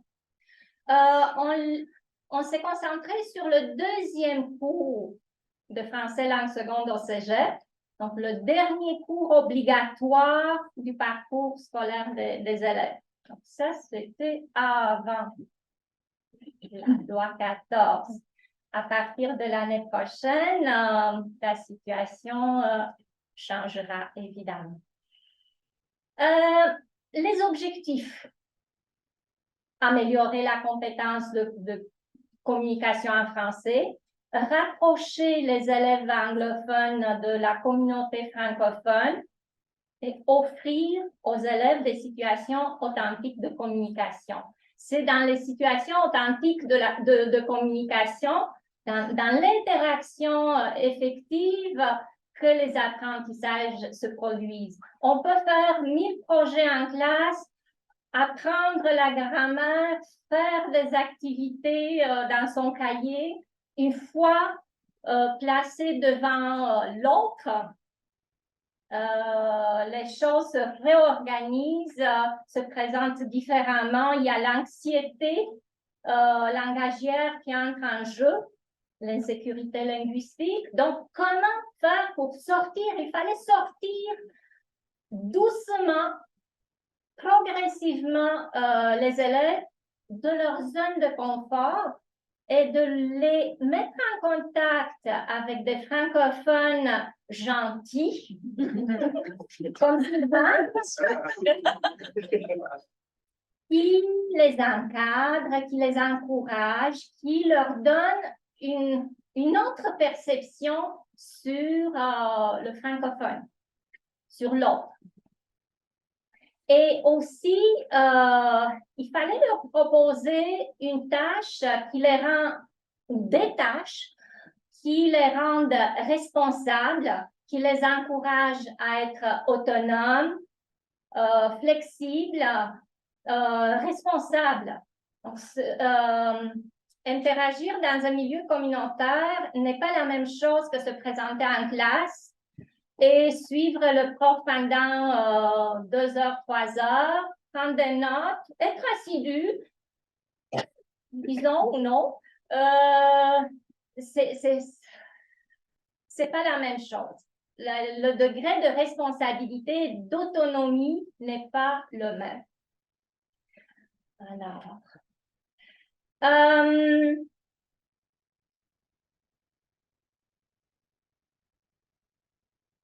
okay. Oui, le cours combine 3 modalités d'enseignement-apprentissage complémentaires en format hybride. Dans un premier temps, les 3 premiers cours de 3 heures au début du trimestre se donnent en classe. Et les élèves sont préparés à offrir, à présenter leur candidature à un centre communautaire. Et pour cela, nous avons collaboré avec le Carrefour Jeunesse Emploi de l'Ouest de l'île, qui est venue en classe. Il y a une animatrice qui est venue en classe, expliquer aux élèves comment préparer leur CV, comment préparer une lettre de motivation, comment préparer une entrevue d'embauche. Et par la suite, donc des choses très pratiques qui les préparent pour le marché du travail par la suite. Donc, ils font leur simulation d'entrevue d'embauche et il part sur le terrain. Donc, pendant les 10 prochaines semaines, à raison de 3 heures par semaine, ils font du service communautaire, ils travaillent au sein d'un organisme communautaire qu'ils auront choisi eux-mêmes. Et en 2018, c'est le Centre d'action bénévole de l'Ouest de l'île qui nous a encadrés, qui nous a aidés à trouver des partenaires et qui nous a aidés à placer les étudiants sur le terrain. Une autre chose qui est importante, c'est qu'on leur offre le choix.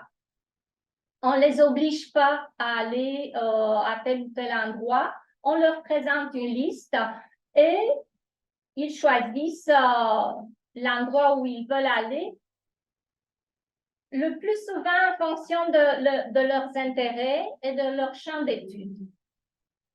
Je vais revenir là-dessus. Et la troisième modalité, c'est évidemment du travail scolaire. Ce n'est pas juste faire de l'engagement communautaire qu'ils font. Ils ont du travail scolaire en asynchrone à faire. Et voilà. Donc, pour les activités sur le terrain. Conception et pilotage d'activités récréatives pour les personnes âgées dans des CHSLD ou bien dans un hôpital. Préparation de paniers de nourriture pour les personnes dans le besoin. En 2018, on avait un partenariat avec Moisson Montréal. Visite à des personnes âgées. Tutorat d'élèves du primaire et du secondaire. Dans des centres d'aide aux devoirs ou des activités extracurriculaires dans la communauté. Soins aux animaux. Et oui, par exemple, oui, dans quel sens? J'avais une étudiante qui voulait faire des études en médecine vétérinaire. Alors, elle a trouvé elle-même un endroit près de chez elle, à Valleyfield. Donc, j'ai accepté qu'elle fasse son engagement communautaire là-bas. Il y a aussi une autre étudiante qui se destinait à devenir éducatrice. Donc, elle a fait son stage, son engagement communautaire dans une garderie. Et je fais une petite parenthèse ici pour vous dire que ce trimestre, grâce à une subvention de Will Canada, on a repensé ce modèle. On s'est concentré seulement sur les écoles, vu la pénurie d'enseignants dans les écoles au niveau secondaire et primaire.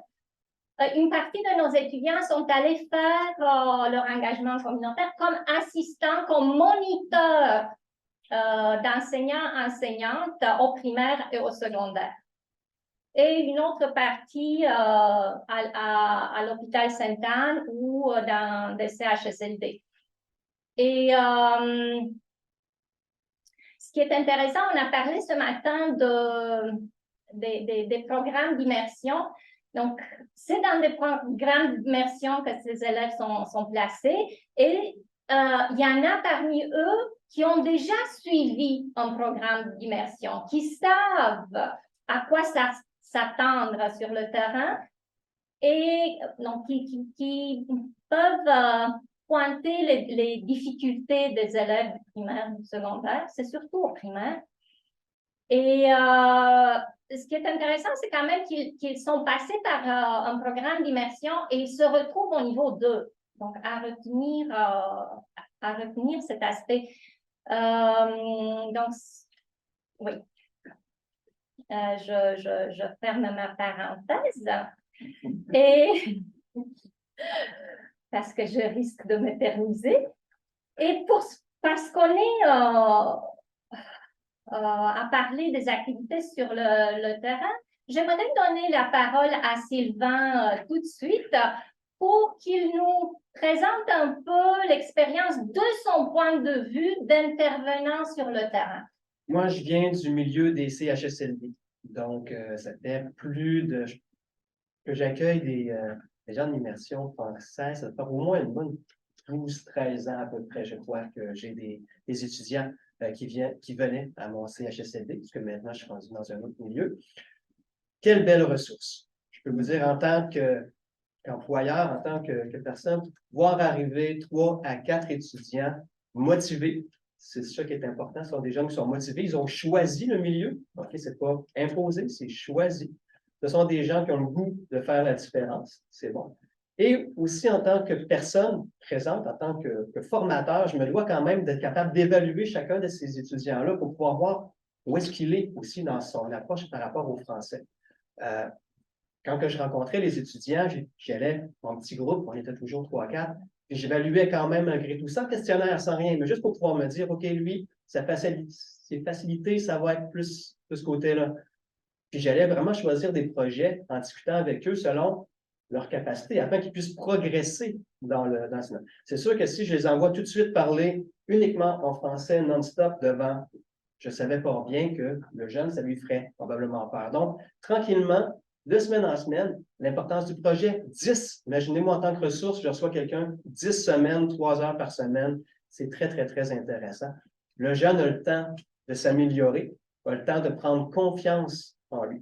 J'ai des jeunes qui m'ont fait des projets. J'ai fait un festival complet sur l'histoire, donc les grands événements du siècle. J'ai des étudiants qui ont posé des questions, qui ont fait des recherches en français, PowerPoint, exposition, un gros festival. C'était vraiment 4 étudiants qui l'ont monté de A à Z et qui ont pu le présenter. Ça, c'est vraiment quelque chose, je me dis, en tant qu'organisme, c'est très, très intéressant. Je travaille avec des personnes âgées en perte d'autonomie. Alors, imaginez comment est-ce que des fois, ça peut être spécial aussi pour quelqu'un qui parle en français avec quelqu'un qui est en perte d'autonomie. Essayez d'imaginer un petit peu si vous êtes capable. Des fois, c'est assez rigolo de pouvoir voir un peu là, les situations. J'avais des étudiants, je me souviens, ils m'ont monté un festival sur, pas un festival, surtout une activité spéciale sur Epcot Center, Walt Disney. Les filles, parce que c'était 3 filles, se sont déguisées, c'était après leur bal de finissant. Fait que les filles sont arrivées avec leur robe de finissante en princesse de Walt Disney, présenter le PowerPoint qu'ils ont conçu en français, qu'ils ont présenté en français devant le groupe. Donc, c'était dans une grande salle, j'avais à peu près une 20aine de résidents qui les écoutaient. C'est un programme qui était, c'est sûr que la première fois, il a fallu qu'ils discutent. Je m'assurais qu'ils le fassent en français quand même. Je n'étais pas toujours en arrière d'elle, c'est sûr, mais quand même, l'objectif était qu'ils puissent pratiquer dans leur langue. Il y a des projets comme ça. Le plus important, c'est qu'à quelque part, nous, en tant que personnes responsables, on s'assure qu'ils soient bien orientés, qu'ils sachent dans quoi ils s'en vont. Chez nous, je m'assure que tous les étudiants, lorsqu'ils arrivent, aient une formation de base. Formation de base pour tout le monde. Formation plus spécifique en fonction de qu'est-ce qu'ils vont avoir choisi. C'est sûr que si j'ai des étudiants je vois qui ont le goût de jaser, ben, on va faire un petit peu de formation un peu plus spécifique sur les déficits cognitifs. On va travailler là-dessus. Ils vont développer là-dessus. D'autres encore, ce qu'ils aimeraient, c'est faire plus de l'animation. Donc, être capable de discuter, d'animer. On va faire une petite formation encore supplémentaire sur l'animation devant la foule et devant aussi les personnes. Actuellement, je travaille à l'hôpital du Sacré-Cœur, donc je travaille vraiment avec une autre clientèle, donc les gens, lorsqu'ils arrivent, les patients, j'ai eu des étudiants, donc être capable d'accueillir les gens de l'hôpital, être capable de les diriger à l'intérieur de l'hôpital. Donc, avant un partenariat avec un bénévole régulier qui, lui, parle français, qui lui a montré le travail, et par la suite, l'étudiant était parfaitement autonome pour pouvoir diriger les gens dans l'hôpital, pour pouvoir donner les bons renseignements. Aller faire des visites aux chambres au niveau des patients. Bon, je ne sais pas si vous le savez, mais le meilleur moyen, selon mon expérience, pour pouvoir apprendre une autre langue, c'est d'aller s'asseoir avec une personne âgée. C'est merveilleux. Les personnes âgées, ils ont le temps. Ils ont du temps à donner. Ça veut dire que même si j'ai de la misère à m'exprimer, je me fais reprendre 2-3 fois, c'est pas grave. La personne est là, toute sa journée. Parle-moi, vas-y, parle-moi, j'ai juste ça à faire de t'écouter. Alors, imaginez comment est-ce que c'est intéressant en tant qu'étudiant, qui au début, je vous jure, quand ils vont, qu'est-ce que je fais aujourd'hui? Ben, ça serait bien si tu allais faire des visites d'amitié. Ah oui? Oui, t'es capable. Puis, lorsqu'ils reviennent après, puis qu'ils viennent, ah oui, j'ai parlé avec 3 personnes aujourd'hui, on a parlé de ça, ça, ça. on voyait, là, le sourire était revenu. C'était plus la petite crainte, mais c'est normal d'avoir une petite crainte. C'est ça qui nous pousse un petit peu à aller plus loin. Visite d'amitié, c'est ça qu'on fait, donc aller rencontrer les gens à la chambre. Oui, des fois, quand je me rends compte un petit peu d'insécurité, on se jumelle par deux, et ils s'entraident à ce moment-là, ils se motivent là. Vraiment, je peux vous dire que moi, ça fait plusieurs années que je suis dans le programme, puis nouveau maintenant avec le collège. C'est une belle approche, c'est des choses à développer, puis j'espère que ça va continuer parce que nous, on est encore prêts là, pour la prochaine session. J'attends d'aller rencontrer les étudiants avec grand plaisir. À Sacré-Cœur, on a à peu près, la dernière fois, on a eu 7 ou 8 étudiants, parce qu'il y avait une 8e qui voulait venir, si ma mémoire est bonne. Et même chose dans nos CHSLD aussi de la région, où est-ce qu'on attend les hommes. C'est important de pouvoir bien, ça je pense que quand vous allez faire des recherches auprès de vos partenaires, c'est pour que le partenaire il soit conscient que ce n'est pas ce n'est pas un bénévole, c'est juste un bénévole, non, c'est quelqu'un qui vient aussi pour apprendre. Puis je pense que quand on a le bon contact avec les professeurs et qu'on comprend ça, c'est tellement enrichissant pour les deux côtés. Donc, moi, je vous invite, si jamais vous avez des projets dans ça, l'hôpital Sacré-Cœur, on est toujours prêt à avoir des gens. Donc, merci. Vous avez des questions tout à l'heure, gênez-vous pas. J'ai encore plein d'idées de projets qui ont été réalisés. J'ai amené une feuille, au moins une vingtaine, trentaine de projets. Ce qui est important, il faut que ça vienne de l'étudiant. Je parle encore. J'aime ça parler. Hein. J'ai déjà voulu. Mais savoir que le projet vient de l'étudiant, c'est encore mieux. J'ai bien beau proposer plein de projets. Si ça ne motive pas l'étudiant, il ne fera pas les efforts nécessaires. Fait que moi, comment je fonctionnais, je me disais toujours, OK, je vous donne ça comme tâche, parce que quelque part, on doit avoir un objectif. Mais je te donne un défi aussi. J'aimerais que tu me réalises un projet d'ici la fin de tes 10 semaines. Tu montes le projet de ton côté, tu peux le prendre un petit peu de temps sur ton heure de bénévolat, tu peux le faire à l'extérieur, mais j'aimerais que tu montes un projet. Et ça, c'est vraiment se prendre en main à ce moment-là pour le jeune. Puis qu'il le fasse à la maison, qu'il le fasse sur place, c'est bon, mais il fallait vraiment qu'il le présente par la suite au groupe. J'ai des étudiants qui ont aidé lors d'une activité avec les employés. Alors, ils ont servi, c'était la fête de reconnaissance des employés. Les étudiants ont pris part, donc pas juste avec les résidents, mais aussi avec les employés qui, eux, sont à 100% francophones, donc ils n'avaient pas le choix de pouvoir parler avec eux. Donc, c'est tout. N'hésitez pas si vous avez des questions. Merci. Merci.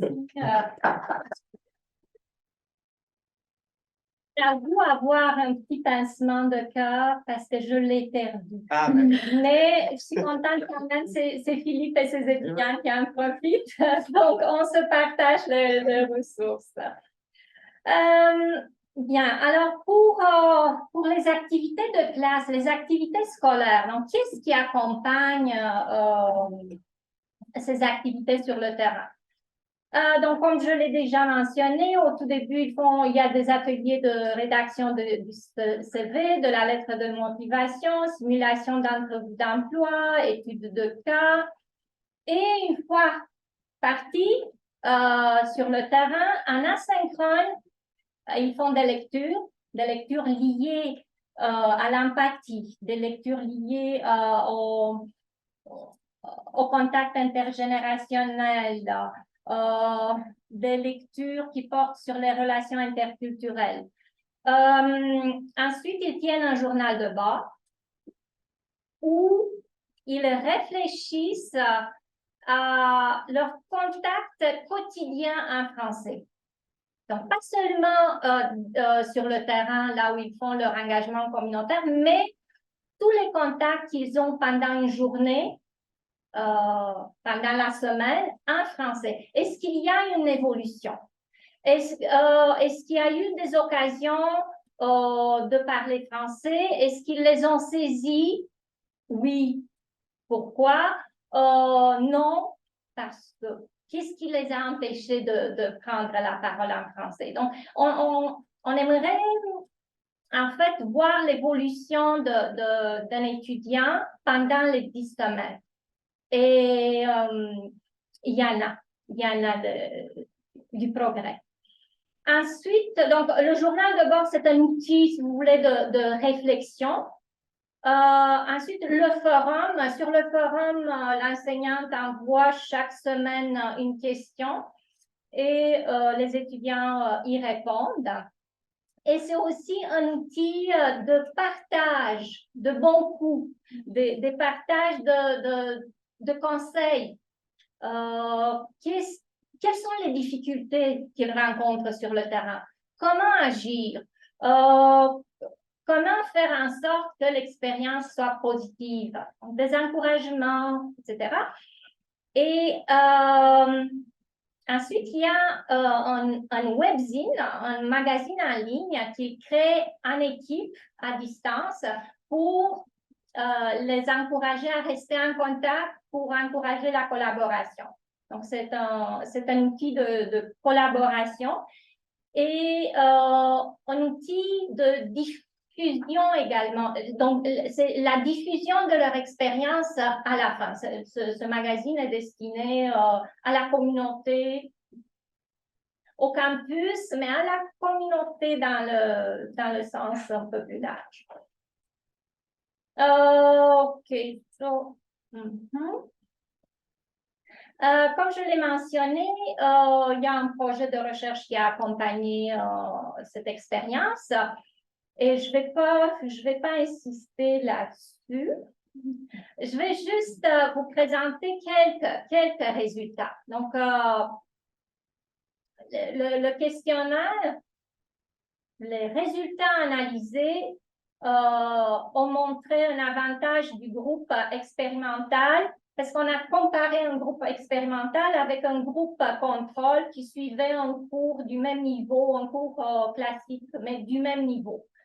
Et il y avait clairement un avantage du groupe expérimental aux sous-échelles qui mesure la motivation, les attitudes à l'égard de la communauté francophone et du français parlé au Québec, le désir d'interagir avec des francophones et les perceptions de ces compétences langagières en français langue seconde. Donc, les élèves sont sortis de cette expérience-là avec beaucoup plus de confiance en leurs compétences langagières. Donc, voilà, pour la motivation, on a en orange le groupe expérimental au début et à la fin. En bleu, c'est le groupe contrôle. Donc, on observe une augmentation de la motivation, augmentation des attitudes à l'égard de la communauté francophone, attitude à l'égard du français parlé au Québec. La différence n'est pas significative. N'est pas statistiquement, la différence n'est pas significative, mais il y a, pour moi, en tant que prof, c'est encourageant, il y a augmentation. J'aimerais donner la voix maintenant à ces élèves en vous présentant quelques réactions. Donc, à la fin, il y a eu la question, globalement, avez-vous apprécié votre expérience de bénévolat? Donc, le groupe comptait 28 étudiants. C'est un questionnaire auquel ils ont répondu en ligne. Donc, il y a eu seulement 15 réponses. C'était au tout début des vacances. Donc, il y a eu seulement 15 réponses. Mais sinon, pour les mesures quantitatives, tout le monde a répondu au questionnaire. Alors, expliquer pourquoi ça a été globalement une bonne expérience. It was a nice change from working in a textbook or classroom. Gave me a new experience worth having. It gave me experience in volunteering that I will not forget. Yes, I appreciated my experience. It gave the opportunity to work with an age group I probably would never communicated with. I felt good helping. Donc, je vais m'attarder un tout petit peu sur ce dernier commentaire. I felt good helping. Donc, ils viennent en contact avec une population francophone fragile. Ce n'est plus le monsieur ou la madame un peu angry, qui les reprend quand ils sont à la caisse d'un magasin, par exemple. Ah, c'est pas assez bien dit en français, ce qui les frustre. Donc, cette fois-ci, ils se retrouvent devant des personnes qui ont leur temps, qui ont de la patience et qui se retrouvent dans une situation fragile. Donc, il y a un mécanisme d'empathie qui s'enclenche et qui les fait ouvrir leur empathie, s'ouvrir à l'autre.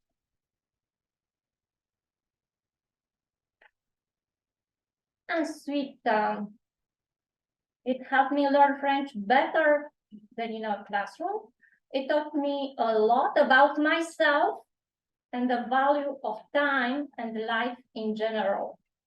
Donc, à force d'échanger avec des personnes âgées, ils voient la vie d'une façon différente. Je pourrais même ajouter que plusieurs étudiants, après leur session, souvent ils disent « Je me remets en question mon choix de carrière. » Ça peut aller jusque-là, parce qu'ils n'avaient jamais eu la chance de travailler avec des personnes dans un milieu social. Fait qu'ils disaient « Ah, finalement, je pense que le côté éducatrice spécialisée, ça m'intéresse. » J'avais un étudiant qui s'en allait en comptabilité, et finalement, il s'est rendu compte, non, moi, je ne veux pas être derrière un bureau, je veux être avec des gens, je veux parler avec des gens. Probablement que si on n'avait pas présenté cette expérience-là, il n'aurait jamais pu développer cette aptitude-là, ce goût qu'il avait sans le savoir. Merci, Sylvain. Donc, very good, enjoyable, very nice. À la question, si vous aviez à choisir à l'avenir entre un cours de français régulier donné en classe et un cours bénévolat, vous choisiriez. Donc, 93% on choisirait un cours bénévolat. Et vous allez comprendre pourquoi le seul qui ne choisirait pas le cours bénévolat a une telle réaction. Alors, pourquoi? C'est différent, it's easier, more fulfilling, différent. Motivation, I learn more, je me suis amusée. Donc, c'est rare qu'on entend un étudiant dire dans un cours à l'école, c'était amusant. Alors, la dernière phrase. Although it was a very good experience, it took away from my core classes that I still hold to a higher importance than Gen Ed. Donc ça, c'est à réfléchir là-dessus. C'est une question sociétale probablement. On met le fonctionnel de l'avant et on néglige peut-être la dimension éducative, la véritable dimension éducative de l'enseignement. La rencontre de l'altérité, l'expérience de l'altérité en fait partie. Bon, je vais y aller. Donc, si avant le départ sur le terrain, il disait, et il continue à le dire, c'est à chaque session, c'est pareil, ils sont excités, enthousiastes, mais ils ont peur devant l'inconnu. Après, I got to spend time with people that needed it and give them the attention they needed, all while practicing my French. Donc, pratiquer le français dans un milieu authentique, donc dans real life. Voilà. Je vais alors, si je synthétise, les avantages pour l'élève, occasion d'employer son français dans des situations authentiques de la vie quotidienne, acquisition d'aptitudes et de connaissances utiles, donc communication interculturelle, pensée critique, résolution de problèmes, préparation pour son avenir professionnel. Petite parenthèse, il y a des CHSLD qui ont offert du travail à temps partiel aux étudiants pendant l'été ou du travail partiel tout simplement. Ils reçoivent un certificat de bénévolat qu'ils attachent à leur CV. Donc, il y a aussi une dimension instrumentale de l'expérience qui est intéressante. Sensibilisation aux questions sociales et sentiment d'appartenance à une communauté plurilingue et interculturelle. Pour l'enseignant, on est toujours à la recherche de situations de communication authentiques. On les a trouvées. Diversification des techniques d'enseignement en présentiel, à distance, collaboration avec d'autres partenaires, participation accrue des élèves aux activités en classe. Alors, si on se plaint souvent de l'absentéisme des étudiants, et sachez que ils se sentent responsables. Ils ne peuvent pas laisser madame ou monsieur tel les attendre le jour et à l'heure où ils doivent se rencontrer. Donc, il y a pratiquement pas d'absentéisme dans ce genre de cours. Donc, partenariat avec divers organismes. Et Sylvain, quels sont vos avantages? Est-ce que tu veux ajouter quelque chose? Ce que je pourrais juste rajouter, comme je disais tout à l'heure, notre plus gros avantage, c'est vraiment la stabilité d'avoir des bénévoles, des étudiants sur une période de 10 semaines, 3 heures par semaine, ce qui nous permet, nous, en tant qu'organisme, une planification. Ça veut dire qu'on n'a pas à se creuser la tête. Est-ce que je vais manquer de bénévoles cette journée-là? Non, je sais que j'ai mes 3 étudiants, ils vont être présents. Je peux planifier, je peux m'assurer que mon activité va avoir lieu, peu importe que soit l'activité. Fait que pour nous, c'est une sécurité, je vous dirais, d'avoir les étudiants. D'où l'importance de bien encadrer ces étudiants-là dès le début. Parce que si, en tant qu'organisme, je ne l'encadre pas bien, ben, je me tire dans le pied parce qu'à quelque part, je vais traîner un étudiant tout croche pendant 10 semaines. Alors, ce n'est pas avantageux pour moi. Donc, moi, je considère vraiment que de bien encadrer mon étudiant, de m'assurer qu'il a bien compris, qu'il est bien orienté, c'est vraiment avantageux. Peut-être pas la première semaine, peut-être pas la deuxième, mais à partir de la 3e semaine, là, on voit vraiment les changements. Puis ça, oui, ça fait une différence. Merci. Alors, Philippe, je te passe la parole pour que tu partages ton expérience à Vanier. Oui. Moi, j'ai décidé de parler en fait du cas d'une étudiante en particulier. Et on va suivre ton discours dans le journal de bord et le forum. Donc, le journal de bord, il est privé au moment du cours et le forum est public. Donc, mais elle s'exprimait bien sûr de façon beaucoup plus libre dans le journal de bord où elle me parlait en fait de sa vie. Donc, on parle d'une étudiante ici dans divers milieux. Au tout début, on sera au travail. Donc, elle nous dit, je ne vais pas tout lire, hein, surtout seulement les codes de couleur. Il nous parle donc d'un travail chez McDonald's. C'est un bon moyen pour moi de toujours parler et pratiquer en français. Donc, ça, c'est au début de son travail chez McDonald's. Elle était au drive-thru. Un client vient, qu'est-ce que c'est en français déjà, le service à l'auto? Je pense qu'il est un Québécois parce que son accent était trop fort. Il a parlé si vite en disant j'ai pas bien pris sa commande. Il s'est mis à crier, il a parlé si vite, j'étais terrifié parce que c'est arrivé de manière si inattendue. J'ai même perdu le courage de continuer en français. Ça m'a rendu tellement triste. Et puis, je n'ai pas voulu parler aux clients en français. J'ai demandé à mon gérant de me donner une autre tâche plutôt que de prendre des commandes pour ce jour-là. Ça m'a vraiment fait sentir mal. On a là rassemblé cette idée d'anxiété, cette idée de contact intergroupe qui fonctionne mal. Et on verra comment ça peut se résoudre, comment ça peut s'améliorer par la suite, comment l'expérience dans le cours vient changer. Donc, une étudiante ou une jeune qui ne vit que des expériences de ce type, et ça arrive, on a un problème socialement, en fait. Ça va plus loin que le français. Maintenant, en entrevue, on m'a demandé de poursuivre pendant l'entretien qu'elle fait en français pour tester mes compétences. J'ai eu peur au début.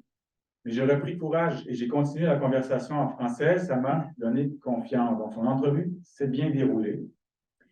Ensuite, j'ai aussi obtenu le poste, donc j'ai hâte de travailler au camp cet été, c'est un autre emploi. Ce serait aussi un bon endroit pour améliorer ma communication en français.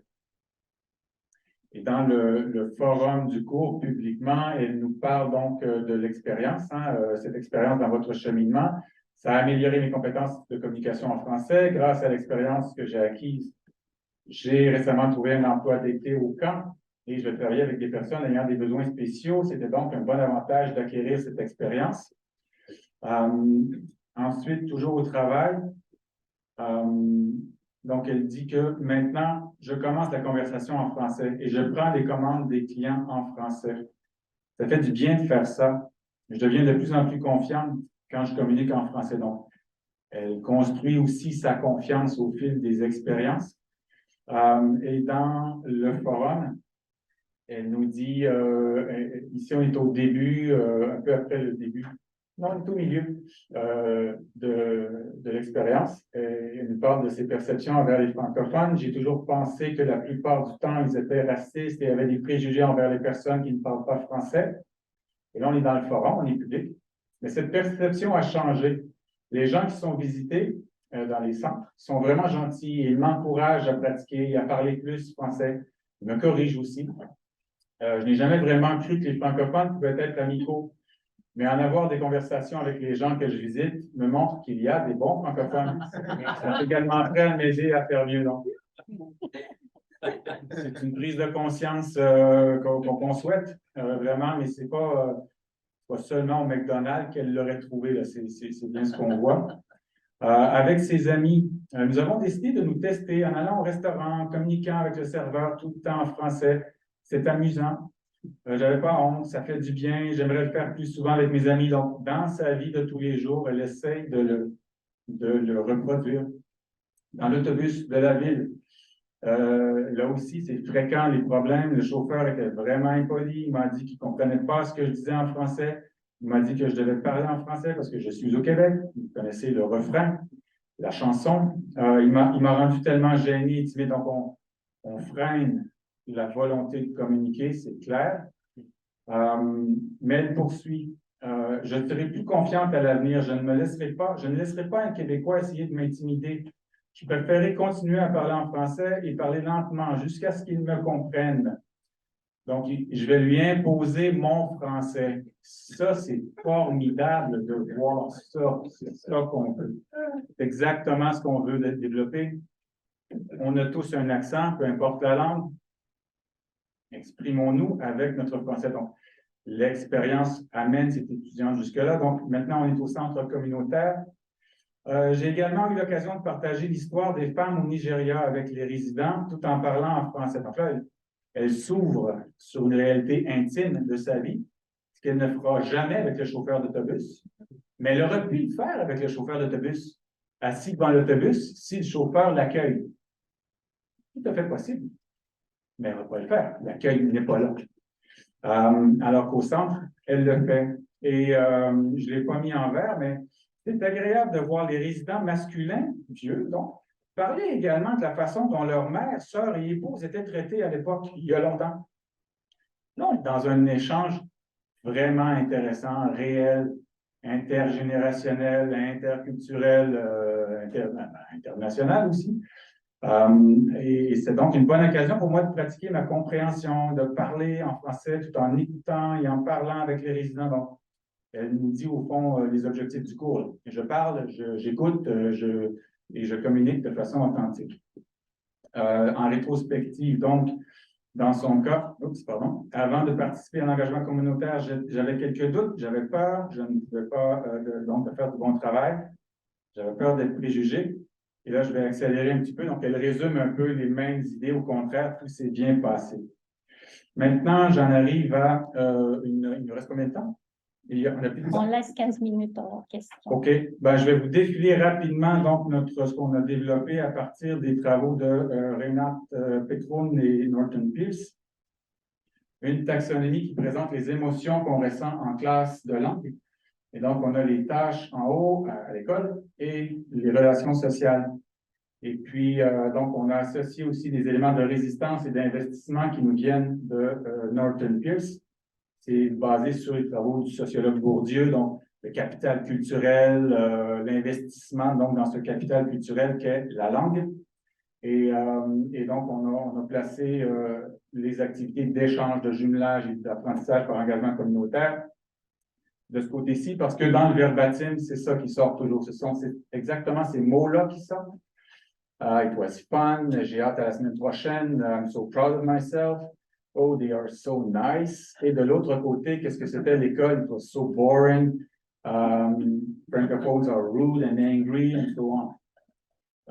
Alors, c'est vraiment tranché. Et entre les deux, ben, on a donc nos 3 codes de couleur qu'on retrouve dans le discours de nos étudiants aussi. Alors, voilà pour la présentation.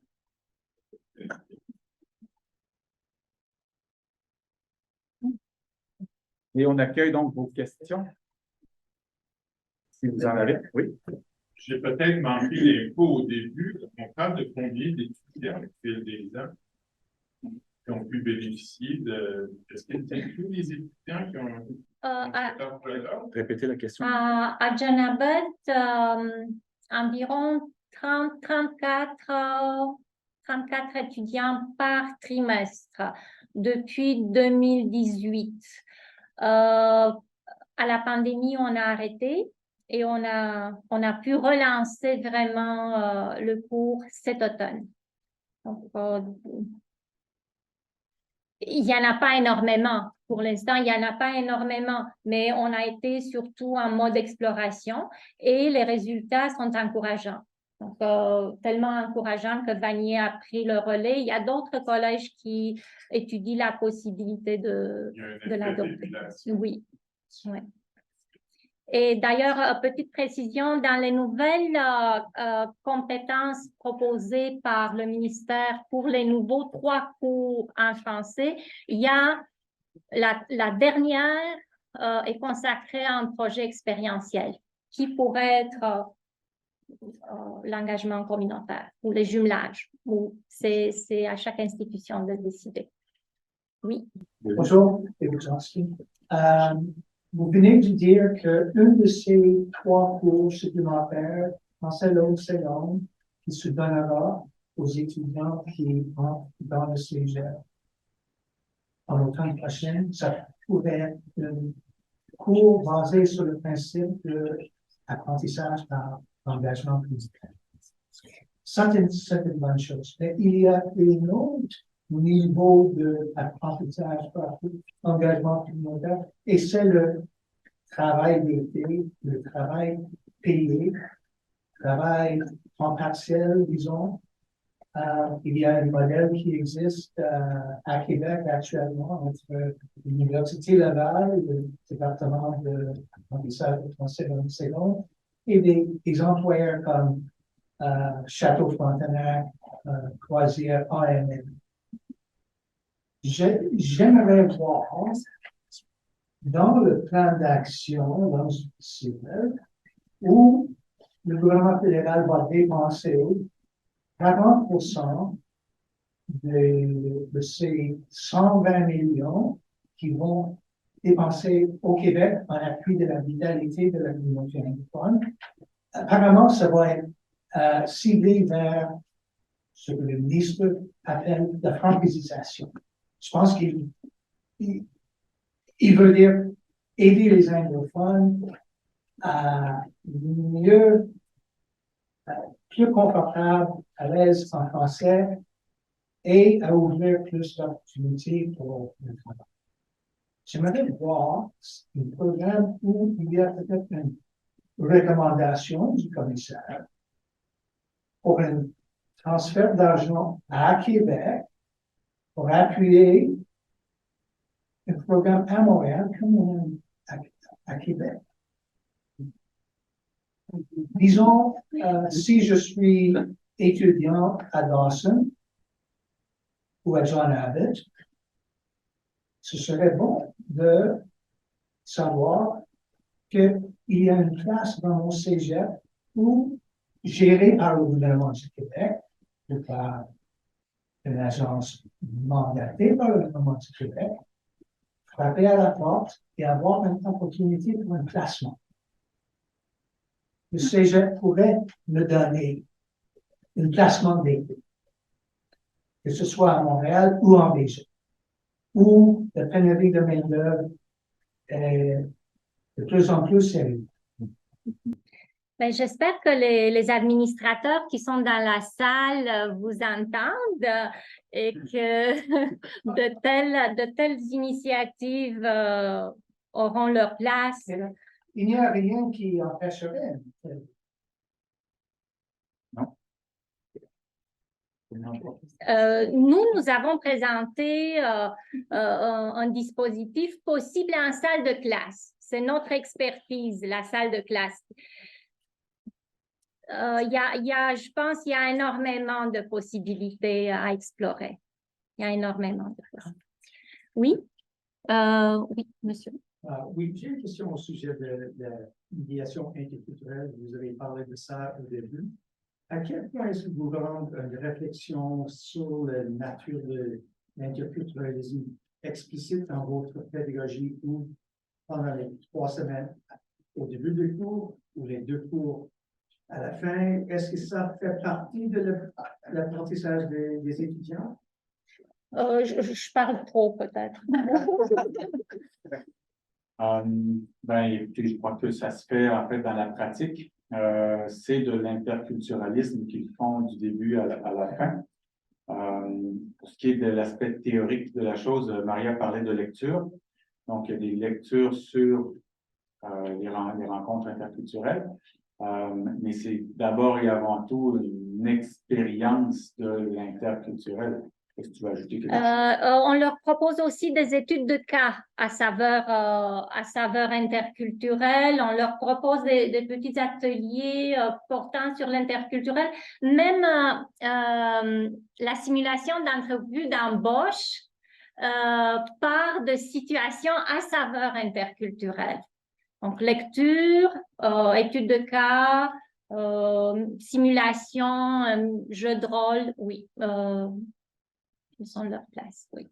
Moi, je peux aussi ajouter que cette interculturalité-là, on le dit aussi dans l'autre sens. C'est que nous aussi, en tant que groupe qui reçoit les étudiants, on les accepte aussi avec leur bagage. Nous, on veut qu'ils pratiquent le français, mais je donne un exemple, c'est que nous avions 2 étudiantes qui étaient inuites, qui venaient vraiment, et leur projet, c'était on va faire connaître notre culture. Donc, elles ont partagé une présentation, ils ont fait une dégustation. Je ne me souviens plus trop c'était quoi, mais on était tous très surpris de la dégustation. Plusieurs personnes ont accepté, d'autres ont refusé, mais on a eu un beau moment vraiment sur une culture que personne dans la salle connaissait. Et je trouvais qu'il y avait eu vraiment un bel échange là, justement interculturel. Puis c'était un moment fort, je trouve, là, dans notre année avec ces 2 étudiants. C'était 2 sœurs qui étaient là en même temps. C'était un beau moment qu'on avait vécu. Oui. Merci. Ce programme et l'expériment a ciblé les jeunes de la cégep. Est-ce que vous pensez que ça peut fonctionner pour les étudiants niveau secondaire ou peut-être universitaire? Est-ce qu'il y a des... et j'imagine aussi l'accueil aussi chez les ODNL, c'est un facteur dans ça. Est-ce que c'est imaginable qu'on peut adapter ou offrir ce type de programme aux autres niveaux scolaires? Je sais que ça existe au niveau universitaire. L'Université d'Ottawa l'offre. Au niveau secondaire, ce serait à expérimenter. Tout est à expérimenter. Je pense que c'est possible, même au niveau secondaire. Il y a des enjeux. Par exemple, nos étudiants se font vérifier leurs antécédents judiciaires avant d'aller dans un CHSLD, dans un hôpital, dans une école. Donc, ce sont des personnes majeures. Il faudrait voir comment ça se passe avec des mineurs, mais avec un encadrement adéquat. Je vois ça possible. Oui, il y avait une question ici. Oui. Oui.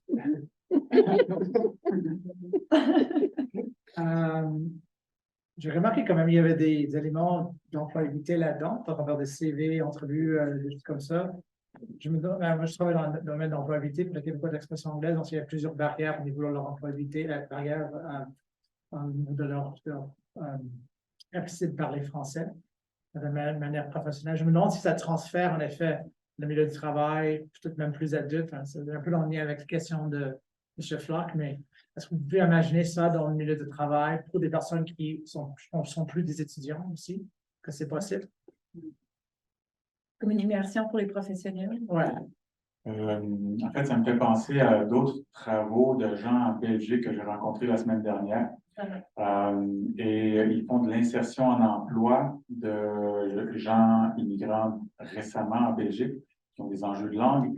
Et ce qu'ils ont fait, c'est qu'ils avaient toujours le modèle linéaire, c'est-à-dire que les gens vont apprendre le français. Quand ils parleront français, ils arriveront à l'hôpital. C'est ça le modèle, hein? Ouais. Et lui, il a dit, non, on va leur donner une formation de 12 semaines. 12 semaines, c'est pas long, là. Ouais. Et on va aller 9 fois dans les centres, faire des visites, rencontrer les gens avec qui on va travailler. Tout le matériel pédagogique, c'est uniquement des lectures en fonction du travail qu'on va avoir à faire à l'hôpital, les rencontres, les discussions autour de ça. Tout tourne autour du travail qu'ils s'en vont faire. Les 12 semaines, ça commence. Et puis, ils se trouvent des emplois. 60% des gens se trouvent un emploi après. C'est pas assez pour eux. Ils aimeraient l'augmenter. Mais ce sont des gens qui ont des énormes enjeux aussi, là, des défis dans la vie. Ils viennent d'arriver en Belgique. Mais c'est quand même de meilleurs états qu'ils avaient avant. Et le modèle, maintenant, les gens ont compris qu'ils veulent le changer. OK, on ne va pas attendre qu'ils parlent français. On en a besoin maintenant, de toute façon, hein, avec cette pénurie. Alors, on continue le modèle parce que les données qu'ils ont sont encourageantes. Donc, ça, je ne sais pas si ça répond exactement, mais c'est proche de ce qu'on fait, mais beaucoup plus lié à l'emploi avec des gens qui ont 30-35 ans. Ouais, des diplômes. Je vois aussi qu'au Cégep du Vieux-Montréal, actuellement, ils ont un programme comme ça, parce que nous, on reçoit au service du bénévolat des infirmières qui sont en francisation. Je n'aime pas ça, par exemple. Ce sont des infirmières qui doivent vraiment avoir les cours de français à l'école, mais ils leur font faire quand même la pratique dans le milieu. Fait, pas au niveau des soins, parce que là, c'est vraiment au niveau du bénévolat, donc ils vont aller faire les visites au niveau des patients pour pouvoir pratiquer le français, mais ils ont tout le lien quand même avec les professeurs au Cégep. Je ne me souviens plus exactement du nom du programme. Oui. Je suis demandé de première partie de votre présentation, donc peut-être que vous avez déjà abordé ce sujet, mais je me demande à quel point ce programme peut être adapté selon le niveau de compétences linguistiques que la personne a obtenu. Par exemple, moi, je suis très confiante à commander un café, mais pour expliquer toutes les raisons pour lesquelles on a le changement climatique et d'autres problèmes sociétals, ça devient très compliqué. Et évidemment, ça peut avoir un impact direct sur notre confiance en soi, nos compétences linguistiques. Donc, je me demande si vous avez comme des échelons pour les personnes qui sont devenues plus avancées dans leur acquisition de développement. Nous avons ciblé, à John Abbott, nous avons ciblé les étudiants du niveau 2 qui sont assez fluides à l'oral, qui ont plus de difficultés à l'écrit et qui ont montré le plus de résistance lors des études antérieures. Et ils ont un peu de difficultés au début, mais après, avec un bon encadrement, bienveillant, ils débloquent et ils acquièrent de plus en plus de confiance. Donc, pour le niveau 2, 3, ça va. Pour le niveau 1, je trouve ça plus difficile, mais faisable.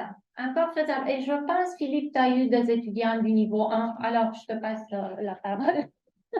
Oui, j'en avais une qui était vraiment plus faible que les autres. Et, mais elle avait choisi le cours, hein? Elle y allait pour ça. Elle y allait pour parler. Ça correspond à ce que les étudiants nous avaient dit en 2014-2015. We want to speak French. We want to learn how to speak French. On nous a toujours montré à écrire. J'ai l'impression de faire ma deuxième année depuis 10 ans. C'est un peu ça qu'ils nous disaient, hein? Je suis, tu es, il est. I want to speak French. Alors ça répond aussi à ça. Elle était très faible, elle est allée, c'était un défi pour elle, mais elle voulait le faire. Et elle y est arrivée. Elle y allait à chaque semaine, et puis je pense que c'était plus difficile pour elle, ça c'est sûr, mais le progrès était là. Et la volonté de communiquer, le willingness to communicate, il augmente. Une dernière question. Je pense qu'on n'a pas beaucoup parlé de l'accueil, de la bienveillance de l'organisme. Parce que vous devez parler à vos bénéficiaires, parler à vos employés, on reçoit un groupe. Fait que si moi je prends le projet, je l'amène quelque part, pour que la magie s'orchestre, il faut quand même qu'il y ait des gens comme vous qui préparent le terrain, dire bon ben là, on a des bénévoles qui ont un français cassé. Comment vous faites? Ça va me prendre combien de temps? Ou Je dirais que tout est dans la préparation. C'est sûr que dans le milieu où est-ce que j'étais, étant une personne ressource, c'est mon travail, en fin de compte, de faire la gestion des bénévoles en général et l'animation du milieu de vie. C'est mon travail. Ce qui fait que les gens, ils savent avec qui je travaille, ils savent, oh, Sylvain, il travaille avec des bénévoles. Donc, mon personnel, généralement, quand que je leur présentais les gens, ça va de soi. C'est ça. Et le personnel aussi, ils étaient au courant, ils voyaient qu'il y avait des étudiants qui parlaient un petit peu plus difficilement le français, mais je dirais que les liens entre le personnel et les étudiants n'étaient pas toujours présents parce que moi, je ciblais vraiment les tâches à donner aux étudiants. Donc, c'était vraiment avec les résidents, avec les personnes âgées. Donc, quand les personnes arrivaient dans la salle, c'est là que les étudiants les accueillaient, ils animaient. Et j'évaluais aussi, comme on dit tout à l'heure, en fonction du niveau du français. C'est sûr que je ne mettrais pas quelqu'un qui a de la difficulté à s'exprimer devant le groupe pour commencer. Non. Des fois, je ciblais, oh, je pense que lui, je vais lui faire un petit peu plus d'individuel pour commencer. Donc, la relation pouvait se faire en individuel dans la salle ou même en individuel à la chambre. Quand je dis, on va vraiment créer une relation. J'avais un étudiant qui joue aux échecs, puis j'avais un résident qui jouait aux échecs. Il n'y avait jamais personne dans un CHSLD qui voulait jouer avec lui. Personne n'était capable de comprendre le jeu. J'étais capable de jumeler ces deux personnes-là. Le résident, il l'attendait. Il savait que tous les vendredis après-midi, à 1h30, il y avait un étudiant qui allait le rencontrer. Et là, il y avait une activité qui se passait. Mais vos résidents, vous ne préparez pas. C'est tellement beau de voir. Je travaille avec des personnes en perte d'autonomie. Okay. Ce sont des résidents qui accueillent le monde. Peut-être que tout bénévole est bien reçu. Eux autres sont contents. C'est ça qui est le fun. C'est quelque part, quand on va donner de son temps, les gens qui sont seuls, ils sont tellement heureux d'avoir quelqu'un qui les prend. Et tu viens me parler, tu viens me voir. Merveilleux, je vais te voir. Discuter avec toi, je vais être heureux. C'est un cadeau qu'on leur fait. Ça, je trouve vraiment la différence. Et là, c'était le cadeau que les étudiants. Puis je pense que les étudiants, ils sentaient, waouh, je suis bien accueilli. Merci beaucoup. On nous chasse.